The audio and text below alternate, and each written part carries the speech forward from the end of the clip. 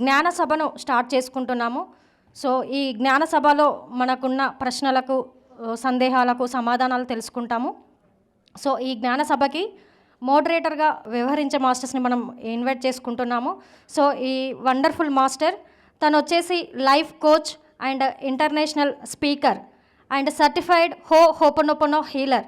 తను వచ్చేసి తన యూట్యూబ్ ఛానల్ ద్వారా ఎంతోమంది జీవితాలను దుఃఖం నుండి ఆనందం వైపుకి తన హోపనోపనో సెషన్స్ ద్వారా హీల్ చేస్తూ వారి జీవితాలను ఎంతో అద్భుతంగా మారుస్తున్నారు. తనే రమ్యకృష్ణ మ్యామ్. సో తనని ఈ జ్ఞాన సభకి మోడరేటర్గా వ్యవహరించవలసిందిగా వేదికపైకి ఆహ్వానిస్తున్నాము. Madam please welcome. సో గట్టిగా చప్పట్లు మేడంకి ఒకసారి. So next senior pyramid master మనకి జ్ఞాన సభకి వచ్చారు. సో వాసు సార్, వీరు వచ్చేసి సీనియర్ పిరమిడ్ మాస్టర్ అండ్ ఎంతో ధ్యాన ప్రచారం చేస్తూ ఎంతోమందికి జ్ఞానాన్ని అందిస్తున్నారు. అండ్ మన పిఎస్ఎస్ఎంలో కెమెరా డిపార్ట్మెంట్లో అత్యద్భుతమైన సేవలు అందిస్తున్నారు. సో మన కరతాళ ధ్వనులతో సార్ని వేదిక మీదకి ఆహ్వానించుకుందాము. Welcome sir. సో మరొక master senior pyramid master Prakash Nanda గారు. సో వీరు తన చిన్నతనంలోనే 10th క్లాస్లోనే ధ్యానంలోకి రావడం జరిగింది. ధ్యాన పరిచయం అయ్యింది. ఆ తర్వాత 2019లో రాము మాస్టర్ని కలవడం, సో సార్ ద్వారా ఎంతో జ్ఞానాన్ని తెలుసుకోవడం, ఒక అద్భుతమైన మాస్టర్గా ఎదిగారు. ఇప్పుడు నందాస్ విజ్డమ్ పేరుతో అద్భుతంగా భగవద్గీత జ్ఞానాన్ని ఎన్నో వందల మందికి అందిస్తున్నారు. సో ప్రకాష్ నందా గారికి ఒక్కసారి మన కరతాళ ధ్వనులతో వేదిక మీదకి ఆహ్వానించుకుందాము. So thank you sir. Ramya madam ఈ జ్ఞాన సభను స్టార్ట్ చేయవలసిందిగా కోరుకుంటున్నాం. Over to you madam. Thank you Mamata. Thank you so much for giving this opportunity. So మనం మెడిటేషన్ గురించి చాలా డౌట్స్ ఉన్నాయి కదండి. బిగినర్స్ నుంచి అడ్వాన్స్ లెవెల్స్ వరకు అసలు ఎంతసేపు చేయాలి, ఎందుకు చేయాలి, యూత్ వాళ్ళు చేయాలా, మధ్యవస్థలో ఉన్న వాళ్ళు చేయాలా, లేదంటే ఓల్డ్ పర్సన్స్ చేయాలా, చాలా క్వశ్చన్స్ ఉంటాయి కదా. మన లోపల ఏవైతే మాటలు ఉన్నాయో మనం అందరినీ కలిసి అడిగేద్దాం. ఓకేనా? అడిగేద్దామా? Yes. So will start this session. So sir మీ ఇంట్రడక్షన్ ఒకసారి ఇవ్వండి సార్. ప్రకాష్ గారు. హాయ్ మాస్టర్స్, అందరికీ నమస్కారం. ముందుగా మన ప్రథమ గురువు అయినటువంటి బ్రహ్మర్షి పితామహ పత్రిజీ గారికి, సొన్నమాల మేడం గారికి హృదయపూర్వక ధన్యవాదాలు. అలాగే యూత్కి ఒక కనెక్టివిటీ కావాలి, యూత్ అందరూ ధ్యానం చేయాలి, అందరూ టీచర్స్ కావాలి అనే ఒక గొప్ప ఆలోచనతో ఇక్కడ ఈ స్టేజ్ని ఏర్పాటు చేసినటువంటి ధ్యాన ఉస్మానియా ఫౌండేషన్ రామ మాస్టర్ గారికి హృదయపూర్వక నమస్కారాలు. ఇలాంటి చక్కటి అవకాశాన్ని నాకు కల్పించినటువంటి పిఎస్ఎం టీమ్ మాస్టర్స్ అందరికీ కృతజ్ఞతలు తెలియజేసుకుంటున్నాను. Thank you masters.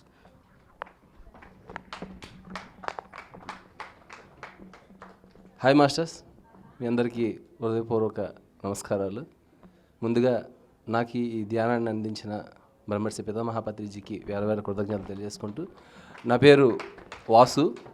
మాది విజయనగరంలో ఒక చిన్న పల్లెటూరు. అక్కడ ఉంటూనే గాజువాకలో కొంచెం వర్క్ నేర్చుకుంటూ ఫోటోగ్రఫీకి పత్రిజీ సార్ని కలిసిన తర్వాత నేను ఫోటోగ్రాఫర్ని అయ్యాను.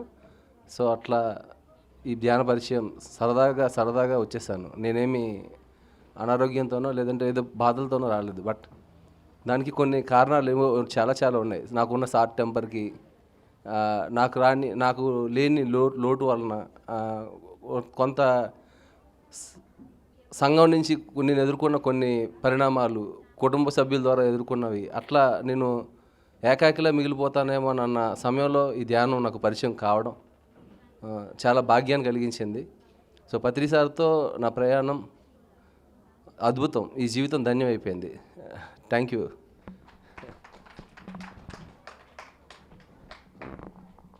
సో మనమందరం బ్రహ్మముహూర్తంలో మెడిటేషన్ చేస్తాం కదా. అందరూ ఆ టైంలోనే చేస్తారా? మరి ఎందుకు చేయాలి? బ్రహ్మముహూర్తంలోనే ఎందుకు చేయాలి? మధ్యాహ్నం, సాయంత్రం, నైట్ ఏ టైంలోనే చేయొచ్చు కదా. సో ఎందుకు బ్రహ్మముహూర్త ధ్యానాలు ఉన్నాయి అనేది ఒకసారి మనం అడుగుదాం. సో వీళ్ళ మాటల్లో మనం విందాం. చాలామందికి ఇది క్లారిఫికేషన్స్ రావాలి. సో బేసిక్ క్వశ్చన్స్ ఉంటాయి. రేపొద్దున ఇక్కడ విన్నప్పుడు మీరు రేపొద్దున చాలామంది జనాలకు చెప్పాలి. రేపొద్దున అడుగుతారు, మనం కొత్త వాళ్ళు అడుగుతారు మెడిటేషన్ ఎందుకు చేయాలని. బేసిక్ క్వశ్చన్సే. వాటికి మనం సమాధానం ఇస్తేనే వాళ్ళు కాంప్రమైజ్ అవుతారు. లేదంటే మీకే తెలీదు మనం వెళ్ళి ఎందుకు మెడిటేషన్ చేస్తున్నాను అంటారు. కాబట్టి ఇవాళ పూర్తిగా మెడిటేషన్ మన ఫిజికల్ వరల్డ్లో, ఈ భౌతిక ప్రపంచంలో ఎలాంటి యూజెస్ ఉన్నాయి, మెడిటేషన్ చేయడం ద్వారా మనకు లాభాలు ఏంటి, అది ఫిజికల్ హెల్త్ గురించి అయినా, వెల్త్. ఎస్, అందరికీ మనీ కావాలి కదా, ఎవరికైనా వద్దా? చేతులెత్తండి. ఎస్, కావాలి కదా. ఎస్, మరి మెడిటేషన్స్ ద్వారా మనం ఎలా జనరేట్ చేసుకోవాలి, మనకు వచ్చే ఎనర్జీస్ని ఎలా యూటిలైజ్ చేసుకోవాలనేది ఈ సెషన్స్లో మనం డిస్కషన్ చేసుకున్నాం. ఫస్ట్ అయితే మెడిటేషన్స్ అందరం కూడా 3 నుంచో 4 o'clock నుంచో మనం మెడిటేషన్ స్టార్ట్ చేస్తాం. సో మనం అడుగుదాం, సార్ వాళ్ళని కూడా అడుగుదాం, ఎందుకు బ్రహ్మ ముహూర్తంలో మనం ధ్యానం చేయాలి అనేది. సార్, ప్రకాష్ గారు చెప్పండి సార్. చాలామంది అనుకుంటూ ఉంటారు, బ్రహ్మముహూర్తం అంటే 3 to 6 అనేది బ్రహ్మముహూర్తం ఉంటుంది. 3 o'clock నుండి 3 to 5, 3 to 6 ఆ బ్రహ్మముహూర్తంలో ధ్యాన సాధన చేయాలి. నాకు ఒకసారి రాము సార్ చెప్పారు, బ్రహ్మముహూర్తంలో ధ్యానం చేయాలి, చాలా అద్భుతమైన విశ్వశక్తి వస్తుంది. అప్పుడు ప్రపంచంలో ఉన్న ధ్యానులు, యోగులు, ఋషులు, ప్రపంచంలో ఉన్న ప్రతి ఒక్కరూ అప్పుడు ధ్యాన సాధనలో కూర్చుంటారు. అప్పుడు కూర్చున్నప్పుడు అందరూ ఆ విశ్వశక్తి అనేది అనంతంగా విసరించబడుతుంది. కాబట్టి 3 to 6 మెడిటేషన్ అనేది ఒక అద్భుతం అని నాకు ఒకసారి రాము సార్ చెప్పారు. నేనేం చేశాను, అప్పుడు చెప్పగానే ఎమ్మటే ఒక 3 to 6 మెడిటేషన్ చేస్తున్నాను. మాకు 2-3 days, ఒక 2-3 days చేయగానే బాగా బాడీ పెయిన్స్ వస్తున్నాయి, సరిగా నిద్ర ఉండడం లేదు. అలాగని సార్కి ఒకసారి చెప్పాను నేను. 3 to 6 అంటే చాలామంది ఒకసారి చెప్తాము 3 to 6 మెడిటేషన్ చాలా ఇంపార్టెంట్ అని. అలాగని అనుకొని ఏం చేస్తారు, ఎమ్మటే కూర్చోవడం మొదలు పెట్టేశారు. కానీ ఏం చేస్తాం, ఒక రోజు 1 day, 2 day, 3 day, 4 day కూర్చుంటాము. అలవాటు లేక నిద్ర సరిపోక బాగా బాడీ పెయిన్స్ వస్తుంటాయి, చిరాకు వచ్చేస్తుంటే తర్వాత వదిలేసి మళ్ళీ యథాస్థితికి మళ్ళీ అది అయిపోతుంది. అయితే ఒకసారి నేను సార్ని అడిగాను నేను, అలా కాదు 3 to 6 మెడిటేషన్ అనేది ఎలా అలవాటు చేసుకోవాలంటే 5:30 to 6, 5 to 6, 4:30 to 6, 4 to 6, 3:30 to 6, 3 to 6 అలాగా నాకు అలవాటు చేసుకోవడానికి 2 months పట్టింది. ఆ 2 months పట్టింది 3 to 6 మెడిటేషన్కి. అంటే ఒకేసారి కాకూడదు, ఇక్కడ మెల్లిమెల్లిగా అలవాటు చేసుకోవాలి. 3 to 6 మెడిటేషన్ చేయడం ద్వారా నేను చాలా ఆత్మానుభూతి పొందాను. ఆ 3 to 6 మెడిటేషన్ ద్వారా ఎన్నోసార్లు నేను హాస్టల్ ట్రావెల్ చేశాను. నేను చాలా, అంటే అది మాటల్లో వర్ణించలేనిది అన్నమాట. ఇక మాటల్లో వర్ణించలేనిది బ్రహ్మముహూర్తం ధ్యానం అనేది మాటల్లో వర్ణించలేనిది. అది మన చెవున పడగానే ఎలాగ ప్రాక్టికల్ చేయాలి, ఎలాగ ధ్యాన సాధన చేయాలి, ఎలాగ 3 to 6 మెడిటేషన్లో కూర్చోవాలనే దాని మీదనే మనకు కాన్సన్ట్రేషన్. ఇది ఈ 3 to 6 యొక్క మెడిటేషన్ గొప్పతనం నేను తెలుసుకున్నది. Okay ma'am, thank you. 3 to 6 ఫస్ట్లో కొంచెం లేవాలంటే అలారం పెట్టుకుంటామండి. తర్వాత నాకు అర్థమైంది ఏంటంటే ఇది మ్యాండేటరీగా ఉంది. అంటే ఎవరో మనం పెట్టుకొని ఇలా సెట్ చేసుకొని లేవటం అనేది నాకు నచ్చలే. ధ్యాన మహాచక్రకు వచ్చిన తర్వాత నాకు అర్థమైంది ఎందుకు ఆ టైంలో అంతమందితో కూర్చొని ధ్యానం చేయడం ద్వారా ఏమి ఆనందాన్ని పొందుతామనేది నేను ధ్యాన మహాచక్రాల్లో పాల్గొన్న తర్వాతే అర్థమైంది. అందుకు ధ్యాన మహాచక్రాలకు రావాలి. సో ఆ టైంలో మనల్ని డిస్టర్బ్ చేసేవాళ్ళు ఎవరు ఉండరు. ఫస్ట్ ఆఫ్ ఆల్ మీకు బయట ప్రాపంచిక జీవితంలో మీకు ఫోన్ చేసేవాళ్ళు కానీ, మిమ్మల్ని పక్కింటి వాళ్ళు ఉప్పెమ్మోనో పప్పెమ్మోనో లేదంటే టీవీ సీరియల్ చూడాలనో ఏదో ఒకటి ఉంటుంది కదా. సో అట్లాంటిది ఏమీ ఆ టైంలో జరగదు. ఇక ఈ బ్రహ్మ ముహూర్తం అన్న దాని గురించి నాకైతే తెలియదు. బట్ ఆ సమయం అయితే ధ్యానానికి చాలా అనుకూలమైన ప్రదేశం. ఎందుకంటే ఆ సమయంలో అందరూ నిద్రపోతారా. సో ఆలోచన అంటే థాట్ పొల్యూషన్ అనేది ఉండదు మ్యాక్సిమం. ఆ సమయంలో ఎవరు లేచి ఉండరు. సౌండ్ పొల్యూషన్ ఉండదు. సో సౌండ్ పొల్యూషన్ ఉండదు, మీకు డిస్టర్బెన్స్ ఉండదు. ఫస్ట్ ఆఫ్ ఆల్ అంటే మీకు డిస్టర్బెన్స్ ఉండదు. ఫస్ట్ నుంచి కొంచెం కష్టంగా ఉంటుంది. ప్రకాష్ చెప్పినట్లు కొంచెం అలవాటు చేసుకోవాలి. నేను అలవాటు చేసుకున్న తర్వాత నాకు ఎవరో వచ్చి లేపినట్లే 3 గంటలకి. నేను 2:30కి పడుకున్నా, 2:45 3 గంటలు పడుకున్నా 3 గంటలకు తెలివి వచ్చేస్తుంది నాకు. మరి నాకు నిద్ర పట్టదు. రోజు నేను 3 గంటలకు లేచి ధ్యానం చేసి నేను కూర్చుంటాను. అది 1 hour, 2 hour, 3 hour నాకు అది అర్థం కాదు. కానీ నేను లేచిన తర్వాత మళ్ళీ నేను మొట్టమొదటి పట్టుకునేది పుస్తకం. పత్రిక చెప్పారు 3+2+1 3 గంటలు ఖచ్చితంగా ధ్యానం చేయాలి. ఆ సాధన అయితే కంపల్సరీ ఉండాలి. మనం ₹1.5 ధ్యానాలు చేస్తే మనకున్న ప్రాపంచిక జీవితంలో కొన్ని అవసరాలు తీరిపోవచ్చు గాక, కొన్ని సమస్యలు తీరిపోవచ్చు గాక, కానీ శరీర బాధలు లేదంటే ఇంకోటి తీరిపోవచ్చు గాక. సరి అయిన చైతన్యం అంటే మన చైతన్యంతో మన కనెక్టివిటీ అవ్వాలి అంటే ఖచ్చితంగా నేను ఇంకో 3 సార్లు చెప్తాను. ఎందుకంటే ఇది నేను అది పొందాను కాబట్టి చెప్తున్నాను. 3 గంటలు ఖచ్చితంగా చేసి తీరాలి అంతే. ఇది నేను చెప్పాను కదా అంటే మాస్టర్ అక్కడ చెప్పారు 3 గంటలు చేయమంటున్నారు, ఇది చాలా కష్టమైన పని, ఇది చాలా ఈజీ. పత్రి గారు దీన్ని అందుకే చెప్పారు, మీకు స్థిర సుఖ ఆసనంలో ఎటువంటి నామరూపాలు లేకుండా, ఎటువంటి నామోచ్చారణ లేకుండా ఏమీ ఆలోచించుకు చక్కగా శ్వాసను గమనిస్తూ ధ్యానం చేయడానికి కొంచెం మనవంతుగా ఆ ఏదైతే సాధన ఉందో ఆ సాధనని మనం ఖచ్చితంగా అలవాటు చేసుకోవాలి. అది చిన్నప్పటి నుంచి చిన్నపిల్లలకి మనం చేస్తూ ఉంటే పిల్లలకి అలవాటు అవుతుంది. నేను ఫస్ట్లో నాకు తెలియదు, మా పాప పుట్టిన తర్వాత నేను దాన్ని అలవాటు చేసుకోవడం మొదలుపెట్టాను. నేను లేచిన తర్వాత తను లేవడం ఎర్లియర్స్గా లేచిపోతుంటుంది. తను 5 ఇయర్సే తను లేస్తుంది త్వరగా. మనల్ని చూసి పిల్లలు అలవాటు చేసుకుంటారు. మనం చెప్తే చేయరు వాళ్ళు. మనం ఏదైతే చేస్తామో అది చూసి నేర్చుకుంటారు వాళ్ళు. సో మనం మాట్లాడేది వాళ్ళు మనం మాట్లాడినట్లు మాట్లాడతారు. యాజ్ ఇట్ ఈస్ మనం ఏదైతే చేయాలనుకుంటామో అది ఖచ్చితంగా మనకంటే ముందు ఒక 10% ఎక్కువగానే వాళ్ళు మన ముందు ప్రజెంటేషన్ చేస్తుంటారు. సో అది యాక్సెప్ట్ చేయలేక పిల్లల్ని మనం కసురుకోవడమో లేదంటే ఇది చేయడమో జరుగుతుంది. సో 3 నుంచి 6 అనేది చాలా ప్రాథమికమైన సమయం మన జీవితంలో. ఆ సమయంలో ఎవరికి ఎటువంటి నీడ్స్, ఇంట్లో వాళ్ళకి కూడా ఎటువంటి నీడ్స్ తీర్చాల్సిన అవసరం లేదు. బట్ మన సమయం కేటాయించుకున్నాము, నాతో నేను మమేకమయ్యే ఒక ఏకైక టైం ఏదైనా ఉందంటే 3 నుంచి 6 అండి. That's all. చాలా అద్భుతంగా చెప్పారు సార్ వాసు గారు అండ్ ప్రకాష్. నేను కూడా కొన్ని విషయాలు మనం తెలుసుకుందాం. బ్రహ్మముహూర్తంలో చేయాలి మంచిగా. ఫస్ట్ ఏంటంటే బయట డిస్టర్బెన్సెస్ ఉండవు. ఎవరు మనకు ఫోన్ చేసేవాళ్ళు కానీ మన వర్క్ అంటే మనతో మనం ఉండే టైము 3 to 6. ఎస్, అలాగే మనం సైంటిఫిక్ వేలో కూడా మనం ఆలోచిద్దాం. మీరు చెప్పాలిగా బయటికి వెళ్ళినప్పుడు 3 to 6 సరే ఎవరు డిస్టర్బెన్స్ లేరని, మరి ఏం జరుగుతుంది ఆ టైంలో, మన బాడీలో ఏం జరుగుతుంది అనేది కూడా మనం సైంటిఫిక్ వేలో మనం ప్రూవ్ చేసుకోవాలి. 3 to 6 టైంలో మనకి కార్టిజల్ హార్మోన్ అని ఉంటుంది. ఏం చెప్పండి? కార్టిజల్ హార్మోన్ అనేది ఒక స్ట్రెస్ హార్మోన్ ఉంది కదా అందరికీ. స్ట్రెస్ ఉందా? అది ఎప్పుడు స్టార్ట్ అవుతుంది? 6 తర్వాత స్టార్ట్ అవుతుంది. ఎందుకంటే మన ఆలోచనలు వాటి గురించి ఏవైతే ఫిజికల్ వరల్డ్లో మనం ఏవైతే పనులు చేయాలో వాటి గురించి మనం ఆలోచించడం స్టార్ట్ చేస్తాం. సో 3 to 6 కార్టిజల్ హార్మోన్ అనేది 0 కన్నా డౌన్ లెవెల్స్లో ఉండిపోతుంది. అంటే అసలు నో స్ట్రెస్, మనం వేటి గురించి ఆలోచించాం. ఆ టైంలో ఎఫిషియన్సీ లెవెల్స్ ఎలా ఉంటాయి? స్ట్రెస్ లేకపోతే హైగా ఉంటుంది. అప్పుడు కాన్సన్ట్రేషన్తో మనం ఏది చేసినా ఫిజికల్ వర్క్లో అవి 100% డన్ అయిపోతాయి.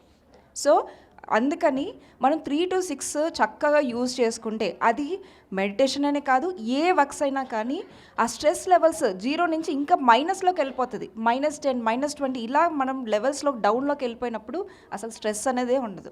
దాని ద్వారా చక్కగా మీ లైఫ్లో ఏదైనా ముఖ్యమైన పనులు చేయాలి అన్నప్పుడు ఎఫిషియన్సీ హైలో ఉంటుంది. కాబట్టి మీ ప్రోడక్ట్ అనేది రిజల్ట్ ఎలా ఉంటుంది? 100% కదా. ఎస్, ఇలా మనము బ్రహ్మముహూర్తంలో మనం యూటిలైజ్ చేసుకునే కొద్దీ ఫిజికల్ వరల్డ్లో మనం చాలా అద్భుతంగా పనులు చేస్తాం విత్ 100% యాక్యురేట్గా.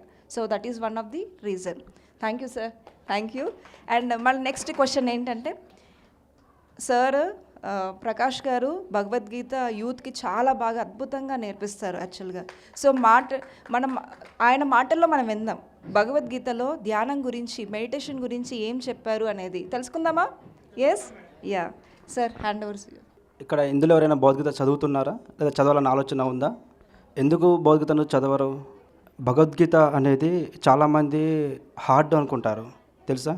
అది నేను చదవలేను, ఒత్తులు ఉంటాయి, సంస్కృతిలో ఉంటుంది, చాలా కఠినంగా ఉంటుంది. అది ఎవరిచ్చారు మనకు? పూర్వం నుంచి మనకు ఉన్న మన పెద్దవాళ్ళు మనకి ఇక్కడ ఫిక్స్ చేశారు. అంటే భగవద్గీత అంటరా అనేది ముట్టరా అనేది, దానిని చదవకూడదు, అది చాలా కఠినమైనది, అది ఓన్లీ మరణించినప్పుడు మాత్రమే జాతసిహి ధ్రువో మృత్యు అని అప్పుడు మాత్రమే చదవాలి. అంటే ఒక చెప్పాలంటే అసలు దాన్ని ఇక అంటుకోకూడదు, ముట్టుకోకూడదని మన పెద్దవాళ్ళు మనకిచ్చిన, అంటే సంఘం ఇచ్చిన బుద్ధి, సమాజం ఇచ్చిన బుద్ధి ఉంటుంది కదా, మన కుటుంబం నుంచి ఇచ్చిన బుద్ధి, అలాంటిది మనకు అక్కడ ఫిక్స్ చేశారనమాట. అందుకని దాన్ని ముట్టుకోము. కానీ భగవద్గీత రాంగ్ అనుకుంటే అది శ్రీకృష్ణ పరమాత్ముడు ఎందుకు ఇస్తాడు అర్జునుడికి, ఎందుకు ఉపదేశిస్తాడు? అవునా కదా? భగవద్గీత అంటేనే ఆత్మ, ఆత్మ అంటేనే భగవద్గీత. అంటే ఈ భూముల మీదకి జన్మ తీసుకొని వచ్చిన ప్రతి ఒక్క మానవుడి జీవన విధానము, నడవడిక భగవద్గీత. మరి మీరంతా ఎవరు? ఆత్మస్వరూపులే కదా. మరి ఆత్మతత్వం గురించి తెలుసుకోవాలంటే ఎక్కడ ఉంది అది? భగవద్గీత. మరి చదువుతున్నారా మీరు? ఇప్పుడు శ్రీకృష్ణ పరమాత్ముడు అర్జునుడికి చెప్పింది ఆత్మజ్ఞానమే కదా, ఆత్మతత్వం తెలుసుకోనే కదా, అజ్ఞానంని వీడి ఆత్మజ్ఞానం వైపు అడుగులు వేయమనే కదా. మరి అది తెలిసినా కూడా మనం దాన్ని ఎందుకు ఆచరిస్తలేము, ఎందుకు చదువుతలేము? ఇప్పుడు మేడం చెప్పారు కదా, అది చదివితే హార్డ్, గుర్తుండదేమో, మర్చిపోతానేమో. ఓకే మేడం మంచి క్వశ్చన్ వేశారు. చాలామందికి ఇవాళ చదువుతారు, 2 రోజులు ఒక 60% 80% గుర్తుంటుంది, తర్వాత 10 డేస్కి అస్సలకే గుర్తుండదు. ఇక్కడ ఫాల్ట్ అనేది ఏమీ లేదండి, మీరు మైండ్ గురించి కరెక్ట్గా అర్థం చేసుకోలేదు అనేది తెలియాలి అందరికీ. ఒక వ్యక్తి ఇవాళ, ఇది యూత్కి కూడా చాలా ఇంపార్టెంట్, ఏవైతే చదువుతున్నారో ప్రతి ఒక్కరూ ఏవైనా చదువుతున్నారు, ఇప్పుడు అందరూ ఐఐటీస్ చదువుతున్నారు, అందరూ చాలా జ్ఞాపక శక్తి ఉంటుంది, వాటి గురించి చాలామంది చదువుతున్నారు, ఎగ్జామ్ దగ్గరికి వెళ్ళాక మర్చిపోతున్నారు. ఎందుకు జరుగుతుంది అని అంటే కరెక్ట్గా ప్రోగ్రామింగ్ జరగటం లేదు మైండ్లో. వాటికి ఒక మెథడ్ అనేది ఉంటుంది, అది మెయిన్గా డాక్టర్స్ యూస్ చేస్తారు. ఫస్ట్ రోజు చదివినప్పుడు మన బ్రెయిన్, అంటే ఇది ఒక సైంటిఫిక్ వే జరిగింది, సో దాని రిజల్ట్స్ ఎలా ఉన్నాయో మనం చూద్దాం. ఫస్ట్ రోజు చదువుతారు, మరుసటి రోజుకి మ్యాక్సిమం 60% గుర్తుంటుంది, తర్వాత 3 డేస్కి మనకు ఒక 40-30% గుర్తుంటుంది, తర్వాత 10 డేస్కి అసలు ఈ టాపిక్ చదివామా అని డౌట్ వస్తుంది. ఓకే, ఇక్కడ మైండ్ ఫస్ట్ రోజు చదివినది సెకండ్ డే రివిజన్ అవ్వాలి, అండ్ తర్వాత మళ్ళీ 3 డేస్, తర్వాత 7 డేస్, 15 డేస్, 1 మంత్, 3 మంత్స్. ఇలా ఉన్నప్పుడు రాత్రి నిద్రలో మిమ్మల్ని చెప్పమన్న భగవద్గీత శ్లోకము ఎగ్జాక్ట్గా చెప్తారు మీరు. ఇక్కడ టర్మ్స్ అంటే మైండ్ ఎప్పుడు సేపు ఇన్పుట్ చేస్తున్నారు బ్రెయిన్కి, లోపలికి ఇది చదువు అని పిల్లలకే చెప్తున్నాం మనం, చదివేయాలి అంటారు. ఎప్పుడు బ్రెయిన్ నుంచి రిట్రీవ్ చేస్తారు? అప్పుడే కోడింగ్ అవుతుంది. మీ లోపలికి వేయడమే కాదు, బయట నుంచి. ఇప్పుడు ఒక క్వశ్చన్ చదివిన తర్వాత కాసేపు టైం ఇచ్చి ఈవినింగ్ అయినా అది చదవడానికి మళ్ళీ రీకాల్ చేయాలంటే ఎంతసేపు గుర్తుంటుంది? గుర్తుండదు. అప్పుడు మళ్ళీ వెంటనే ఫోకస్ చేసినప్పుడు ఆ పర్టికులర్ ప్లేస్లో మనం ఇది గుర్తులేదు, గుర్తు పెట్టుకోవాలని మెమొరీ స్క్రీన్ షాట్ తీసుకొని మనకి లోపలికి వేస్తుంది అనమాట. అంటే డీకోడ్ చేయడం. ఇక్కడ అందరికీ నేను ఏం చదువుతున్నాను అది నాకు మర్చిపోతున్నాను, అసలు గుర్తుండటం లేదని కాదు, మీరు పర్టికులర్ వేలో చదవలేదు. సబ్జెక్ట్ని లేదంటే ఏదైనా కంటెంట్ చదవడానికి పర్టికులర్ వేలో చదివితే మనకు గుర్తుంటుంది. ఇది పిల్లలకి మెయిన్ ఇంపార్టెంట్. సో ఈ విధంగా ఉన్నప్పుడు కాన్ఫిడెన్స్ గెయిన్ అవుతుంది, మనం చదివినదన్నీ కూడా గుర్తొస్తాయి. ఓకే అండి. ఎస్, భగవద్గీత గురించి మెడిటేషన్లో ఎలాంటి మీరు ప్రోగ్రామ్స్ ఏం చేస్తున్నారు యూత్కి? నాకు చిన్నప్పటి నుండి భగవద్గీత చదవాలని చాలా ఆసక్తిగా ఉండేది, ఎందుకో కానీ తెలియదు. అంటే ఒకటి అనిపించింది, భగవద్గీత చదివితే చాలా బిహేవియర్ బాగుంటుంది, యాటిట్యూడ్ మారుతుంది, ఒక భగవద్గీత అనేది ఒక మంచి పాజిటివ్నెస్ కదా అదంతా అని చిన్నప్పుడు అనిపించింది అన్నమాట. అందుకని అప్పటి నుండి చాలాసార్లు బుక్స్ తెప్పించుకున్నాను నేను చదువుదామని. చాలాసార్లు చదువుదాం అనుకున్నాను, కానీ చదవలేకపోయాను. ఎప్పుడైతే నేను ధ్యాన సాధనలోకి మొదలుపెట్టి ధ్యాన సాధన చేశానో అప్పుడు దాని మీద కొంచెం అవగాహన రావడము, చదవడము అలాగా నాకు అవ్వడం జరిగింది. కాబట్టి భగవద్గీత చెప్పాను కదా ఇందాక, భగవద్గీత అనేది మళ్ళీ చెప్తున్నాను, ఈ భూముల మీదకి జన్మ తీసుకొని వచ్చిన ప్రతి ఒక్క మానవుడి జీవన విధానము, నడవడిక భగవద్గీత. జ్ఞానం కావాలంటే ఇతర పుస్తకాలు ఎన్నైనా చదువుతాయి, ఇతర పుస్తకాలు చదివితే నాకన్నా ఒక 100 మాటలు నీకు ఎక్కువ రావచ్చు, 100 మందికి సమాధానం చెప్పవచ్చు. కానీ ఆత్మజ్ఞానం గురించి అడిగితే, ఆత్మతత్వం గురించి అడిగితే ఏమవుతుంది? అప్పుడు ఏం చెప్పలేకపోతున్నాము. మరి జ్ఞానం కావాలంటే ఇతర పుస్తకాలు ఎన్ని చదివినా జ్ఞానం వస్తుంది, కానీ ఆత్మజ్ఞానం కావాలంటే భగవద్గీతను చదవాలి. అంటే నేను ఇతర పుస్తకాలు చదవద్దని అంటలేను, అవి చదవాలి. వాటితో పాటు పూర్తిగా ఆత్మశాస్త్రం గురించి, ఆత్మతత్వం గురించి మనం పూర్తిగా అధ్యయనం చేయాలి, లోపలికి వెళ్ళి ప్రయాణం చేయాలి, తెలుసుకోవాలి. అంటే అది భగవద్గీతనే. కాబట్టి భగవద్గీతను ప్రతి ఒక్కరూ అధ్యయనం చేసి ఆచరించవలసిన గొప్ప గ్రంథము భగవద్గీత. పిల్లలు ప్రతిసారి చెప్పారు, ప్రతి ఒక్క విద్యార్థి ధ్యాన విద్యార్థి కావాలి. ఇప్పుడు ఏ పుస్తకాల్లో ఉంటుంది? ఆత్మ అనేది నిత్యమైనది, శాశ్వతమైనది, సనాతనమైనది. అది ఎప్పుడు ఉంటుంది? గతంలో ఉంది, ప్రజెంట్లో ఉంది, భవిష్యత్తులో ఉంటుంది. ఏ పుస్తకాల్లో చదివాం మనము? భగవద్గీతలో ఉంటుంది. గీతలో ఉంటుంది. అంటే ప్రకాష్ నంద అనేటోడు గతంలో ఉన్నాడు, ప్రజెంట్లో ఉన్నాడు, భవిష్యత్తులో కూడా ఉంటాడు. అంటే మరణం అన్నది లేనే లేదు అని తెలియపరిచే గొప్ప గ్రంథము భగవద్గీత. భయం అన్నది లేనే లేదు అని తెలియపరిచే గొప్ప గ్రంథము భగవద్గీత. నీవు జీవితంలో సునాశకంగా ముందడుగు వేసుకుంటూ వెళ్ళిపోవాలి. నీకు వచ్చే జీవితంలో సమస్యలను సునాశకంగా పరిష్కరించుకునే శక్తి సామర్థ్యాలు ఆత్మశరీరంలో ఉంటుంది భగవద్గీత. నీ నడవడిక, నీ విధానము, నువ్వు వెళ్ళే దారి అన్నీ భగవద్గీత. రాముడు లక్ష్మణుడు గీత గీశాడు. ఏమైంది? సీత దాటింది. ఏమైంది? కష్టాలను కొని తెచ్చుకుంది. ఈ ప్రపంచ మానవాళి కోసం శ్రీకృష్ణ పరమాత్ముడు భగవద్గీత అనే ఒక గీత గీశాడు. ఆ గీత పరిధి లోపు ఉన్న వాళ్ళకు దినదిన ఆనందమే ఆనందము, గీత దాటిన వారికి దినదిన కష్టమే కష్టము. మనందరం గీత దాటి ప్రవర్తిస్తున్నాం కాబట్టి మనందరము కష్టాలను కొని తెచ్చుకుంటున్నాము, సమస్యలను కొని తెచ్చుకుంటున్నాము. అదే గీతకు లోబడి ఉంటే మనకు దినదిన ఆనందమే ఆనందము. ఇప్పుడు నేను ప్రతి ఒక్క విద్యార్థి భగవద్గీతను అధ్యయనం చేయాలని ఒక సంకల్పంతో నేను ఒక ప్రయాణం చేస్తున్నాను. ఎందుకు భగవద్గీత అధ్యయనం చేయాలి? ఒక విద్యార్థి తను మంచి ఏంది, చెడు ఏంది, కష్టమైంది, నష్టమైంది, సుఖమైంది, బాధ ఏంది, ఒక జర్నీలో ఒక విద్యార్థి లైఫ్ స్టార్ట్ అయింది. చాలామంది భగవద్గీత అంటే ఏమంటారు? ఇప్పుడు ఏముందిలే భగవద్గీత చదివా నువ్వు యవనంలో ఉన్నప్పుడు, ఆ వృద్ధాపంలో ఉన్నప్పుడు రామ కృష్ణ కృష్ణ అనుకుంటే ఒక మూల కోసం చదువుకోవాలి భగవద్గీత అని చాలామంది అంటూ ఉంటారు. అంటే రామ కృష్ణ కృష్ణ అనుకుంటే ఒక మూల కూర్చొని చదువుకునేదా భగవద్గీత? అప్పుడు ఏం చేస్తారు? అప్పుడు రిటైర్మెంట్ అయిపోయారు కదా, అప్పుడు ఏం చేస్తారు? మీరు హాయిగా రెస్ట్ తీసుకుంటారు, అవునా కదా? అన్ని ఫేస్ చేస్తారు, అయిపోయారు. కానీ ఇప్పుడు సపోజ్ నేనున్నాను, నేను నా జీవితంలో నేను ప్రయాణం చేస్తున్నాను. నా ప్రయాణంలో నేను వెళ్ళే దారిలో రాళ్ళు ఉంటాయి, రప్పలు ఉంటాయి, కంపలు ఉంటాయి, ముళ్ళు ఉంటాయి, ఎండ వాన అన్నీ ఉంటాయి. వాటన్నిటినీ తట్టుకొని నిలబడే శక్తి, ముందుకు వెళ్ళే శక్తి, అంత ఆత్మశర్యాన్ని, అంత ధ్యానం అనేది భగవద్గీత అనేది అక్కడ మనకు ఆత్మశర్యాన్ని పెంపొందిస్తుంది. కాబట్టి చాలామంది చూస్తున్నాము, విద్యార్థుల గురించి చెప్తాను. చాలామంది చిన్న పిల్లలే చూడండి, నేను 10th క్లాస్లో ఫెయిల్ అయినా సూసైడ్ చేసుకుంటాను, ఇంటర్లో ఫెయిల్ అయినా సూసైడ్ చేసుకుంటారు, ఇంకేదైనా ప్రాబ్లం కావచ్చు, నాకు ఈ సమస్య వచ్చిందని సూసైడ్ చేసుకుంటారు. సూసైడ్ అనేది ఏమైంది? ఒక ఫ్యాషన్ అయిపోయింది, తెలుసా? కాబట్టి ఇక్కడ సూసైడ్ చేసుకోవాలి. కానీ ఏం చేయాలి? సూసైడ్ అనేది నాకు సూసైడ్ చేసుకోవాలి అనే ఆలోచన వచ్చింది కదా, ఆ ఆలోచనను సూసైడ్ చేయాలి.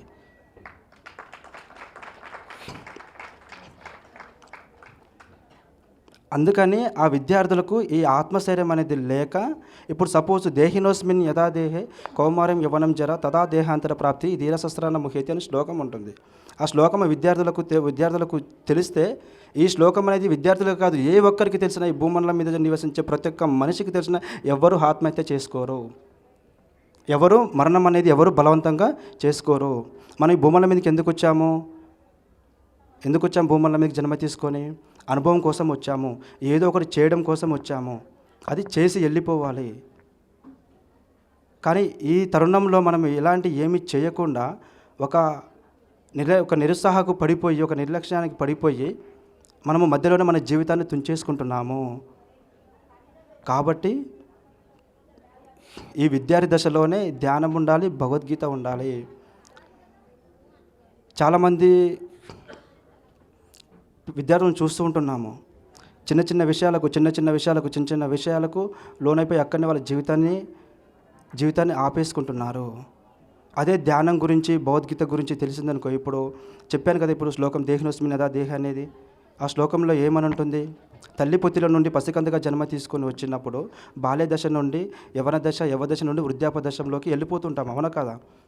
ఇప్పుడు సపోజ్ మన ఇంట్లో పెద్దవాళ్ళు ఉన్నారు, వృద్ధాప్యంలో ఉన్నవాళ్ళు, నా శరీరం ఏంది ఇలా ముడతపడిపోయింది, ఇలా నేను వంగిపోయానేంటి, ఇలా కర్ర పట్టుకొని నడుస్తున్నానేంటి అని ఎప్పుడైనా ఏడ్చారా? ఎప్పుడైనా బాధపడినారా? లేదు కదా. ఎందుకంటే శరీర ధర్మం తెలుసు. అదే ఎవరైనా చనిపోతే అయ్యో అని లబోదిబో మొత్తుకుంటున్నారు, ఏడుస్తున్నారు. ఎందుకు? ఆత్మధర్మం తెలియక. కాబట్టి ఈ దీనిలో ఆత్మ ఏముంటుంది? ఆత్మ అనేది అంటే ఇప్పుడు ఏంటిది? ఇప్పుడు ఒక శరీర మార్పిడి మాత్రమే జరుగుతుంది.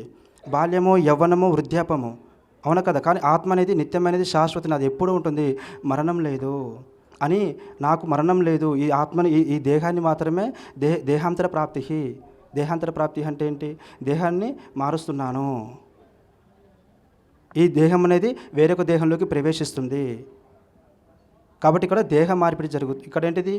దేహం అనేది మాత్రమే మనం వదిలేస్తున్నాము.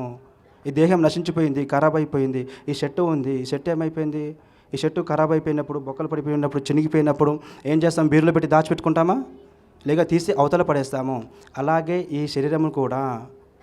శరీరం కూడా నశించిపోయినప్పుడు తీసి అవతల పడేస్తాము. మరి శరీరాన్ని మరి షర్టును కాపాడుకోవాలంటే ఏం చేయాలి? నేను ఈ షర్టుని చాలా జాగ్రత్తగా చూసుకోవాలి దీన్ని, అవునా కాదా? చాలా ఏం టీ తాగుతున్నా కానీ, కాఫీ తాగుతున్నా కానీ, టిఫిన్ తింటున్నా కానీ ఏమి మరకలు పడకుండా చాలా జాగ్రత్తగా చూసుకుంటే, ఎంత జాగ్రత్తగా చూసుకుని నాకు అంత ఎక్కువ రోజులు వస్తుంది ఇది ఈ షర్ట్, అవునా కదా? నా శరీరాన్ని కూడా, నా శరీర ధర్మాన్ని కూడా ఎంత జాగ్రత్తగా చూసుకుంటే నా సోల్ అనేది, నా ఆత్మ అనేది ఈ శరీరంలో అంత ప్రయాణం చేస్తుంది. అదే అన్నమాట ఆయుష్ అంటే. ఇప్పుడు ఇందులో ఇప్పుడు ఇది తెలియకుండా చిన్నపిల్లలు, విద్యార్థులు స్మోక్ చేస్తూ, గంజాయి తాగుతూ, డ్రింక్ చేస్తూ, నాన్ వెజ్ తింటూ, అది అప్పుడు ఏమవుతుంది? ఈ ఆత్మ అనేది ఎప్పుడు బయటికి వెళ్ళిపోవాలనే ఉంటుంది, అవునా కదా? ఇప్పుడు సపోజ్ నేను ఒక మేడం వాళ్ళ ఇంటికి వెళ్ళాను. ఇంటికి వెళ్ళినప్పుడు ఆమె నన్ను చాలా బాగా చూసుకుంటే నేను ఇంకా 2 రోజులు ఎక్కువ ఉండడానికి కూడా ఇష్టపడతాను. నేను వాళ్ళ ఇంటికి 10 రోజులు ఉండడానికి అని వెళ్ళానండి. ఓకే, నన్ను ఆమె ఎంత బాగా చూసుకుంటే నేను అక్కడ ఉంటాను. ఇంకా మంచిగా చూసుకుందనుకో, ఇంకా 2 రోజులు ఎక్స్టెండ్ చేసుకుంటాను, ఇంకా ఉంటాను. నన్ను ఆమె సరిగా చూసుకోలేదు, పట్టించుకోలేదు అనుకో, నేనేం చేస్తాను? తెల్లారి పారిపోయి వచ్చేస్తాను, ఆమెకు చెప్పకుండా వచ్చేస్తాను. ఎందుకంటే నాకు అక్కడ లేదు. అలాగే ఈ శరీరం కూడా అలాగనే. మనం ఎంత మంచిగా చూసుకుంటే అంత మంచిగా అన్ని రోజులు మనము జీవించగలదు. ఒక్కొక్కరు 108 సంవత్సరాలు, 100 సంవత్సరాలు, 200 సంవత్సరాలు, కొన్ని వేల సంవత్సరాలు ఎందుకుంటున్నారు? ఇదే అన్నమాట. అందుకనే ప్రతి ఒక్క విద్యార్థి ధ్యాన విద్యార్థి కావాలి. ప్రతి ఒక్క విద్యార్థి భగవద్గీతను అధ్యయనం చేయాలి. మనకి ఇందులో సమయం చాలా తక్కువగా ఉంటుంది కాబట్టి కొంతమేర వరకు చెప్పాను. నెక్స్ట్ టైం వచ్చినప్పుడు కొంచెం ఇంకా చాలా వివరంగా వివరిస్తుంటాను. ఇది అండి. ఓకే, థ్యాంక్ యూ ప్రకాష్ గారు. సో వాసు గారు, మీరు కెమెరామెన్గా చాలా ఊర్లు తిరిగారు. ఎస్, మీ జర్నీ చాలా ఉంది. So one of the experience మీ లైఫ్లో, మీ జర్నీస్ ఎక్స్పీరియన్స్ ఏంటి? మెడిటేషన్స్ అంటే హిమాలయస్కి వెళ్ళడం కానీ, మీరు అక్కడ ఏదైనా మీ మిరాకిల్స్ ఏంటి అనేది మీ అనుభవాలు చెప్పండి సార్, మీ మెడిటేషన్ లైఫ్. నాతో చెప్పండి అందరూ. మేరా భారత్ మహాన్. ఎందుకు భారతదేశం గొప్పది? ఇంకా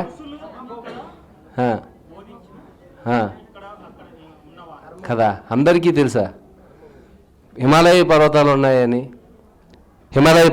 ఉన్నాయని, అలాగే నదులు, సముద్రం, పెద్ద పెద్ద కట్టడాలు, దేవాలయాలు ఉన్నాయని గొప్పది కాదు కదా.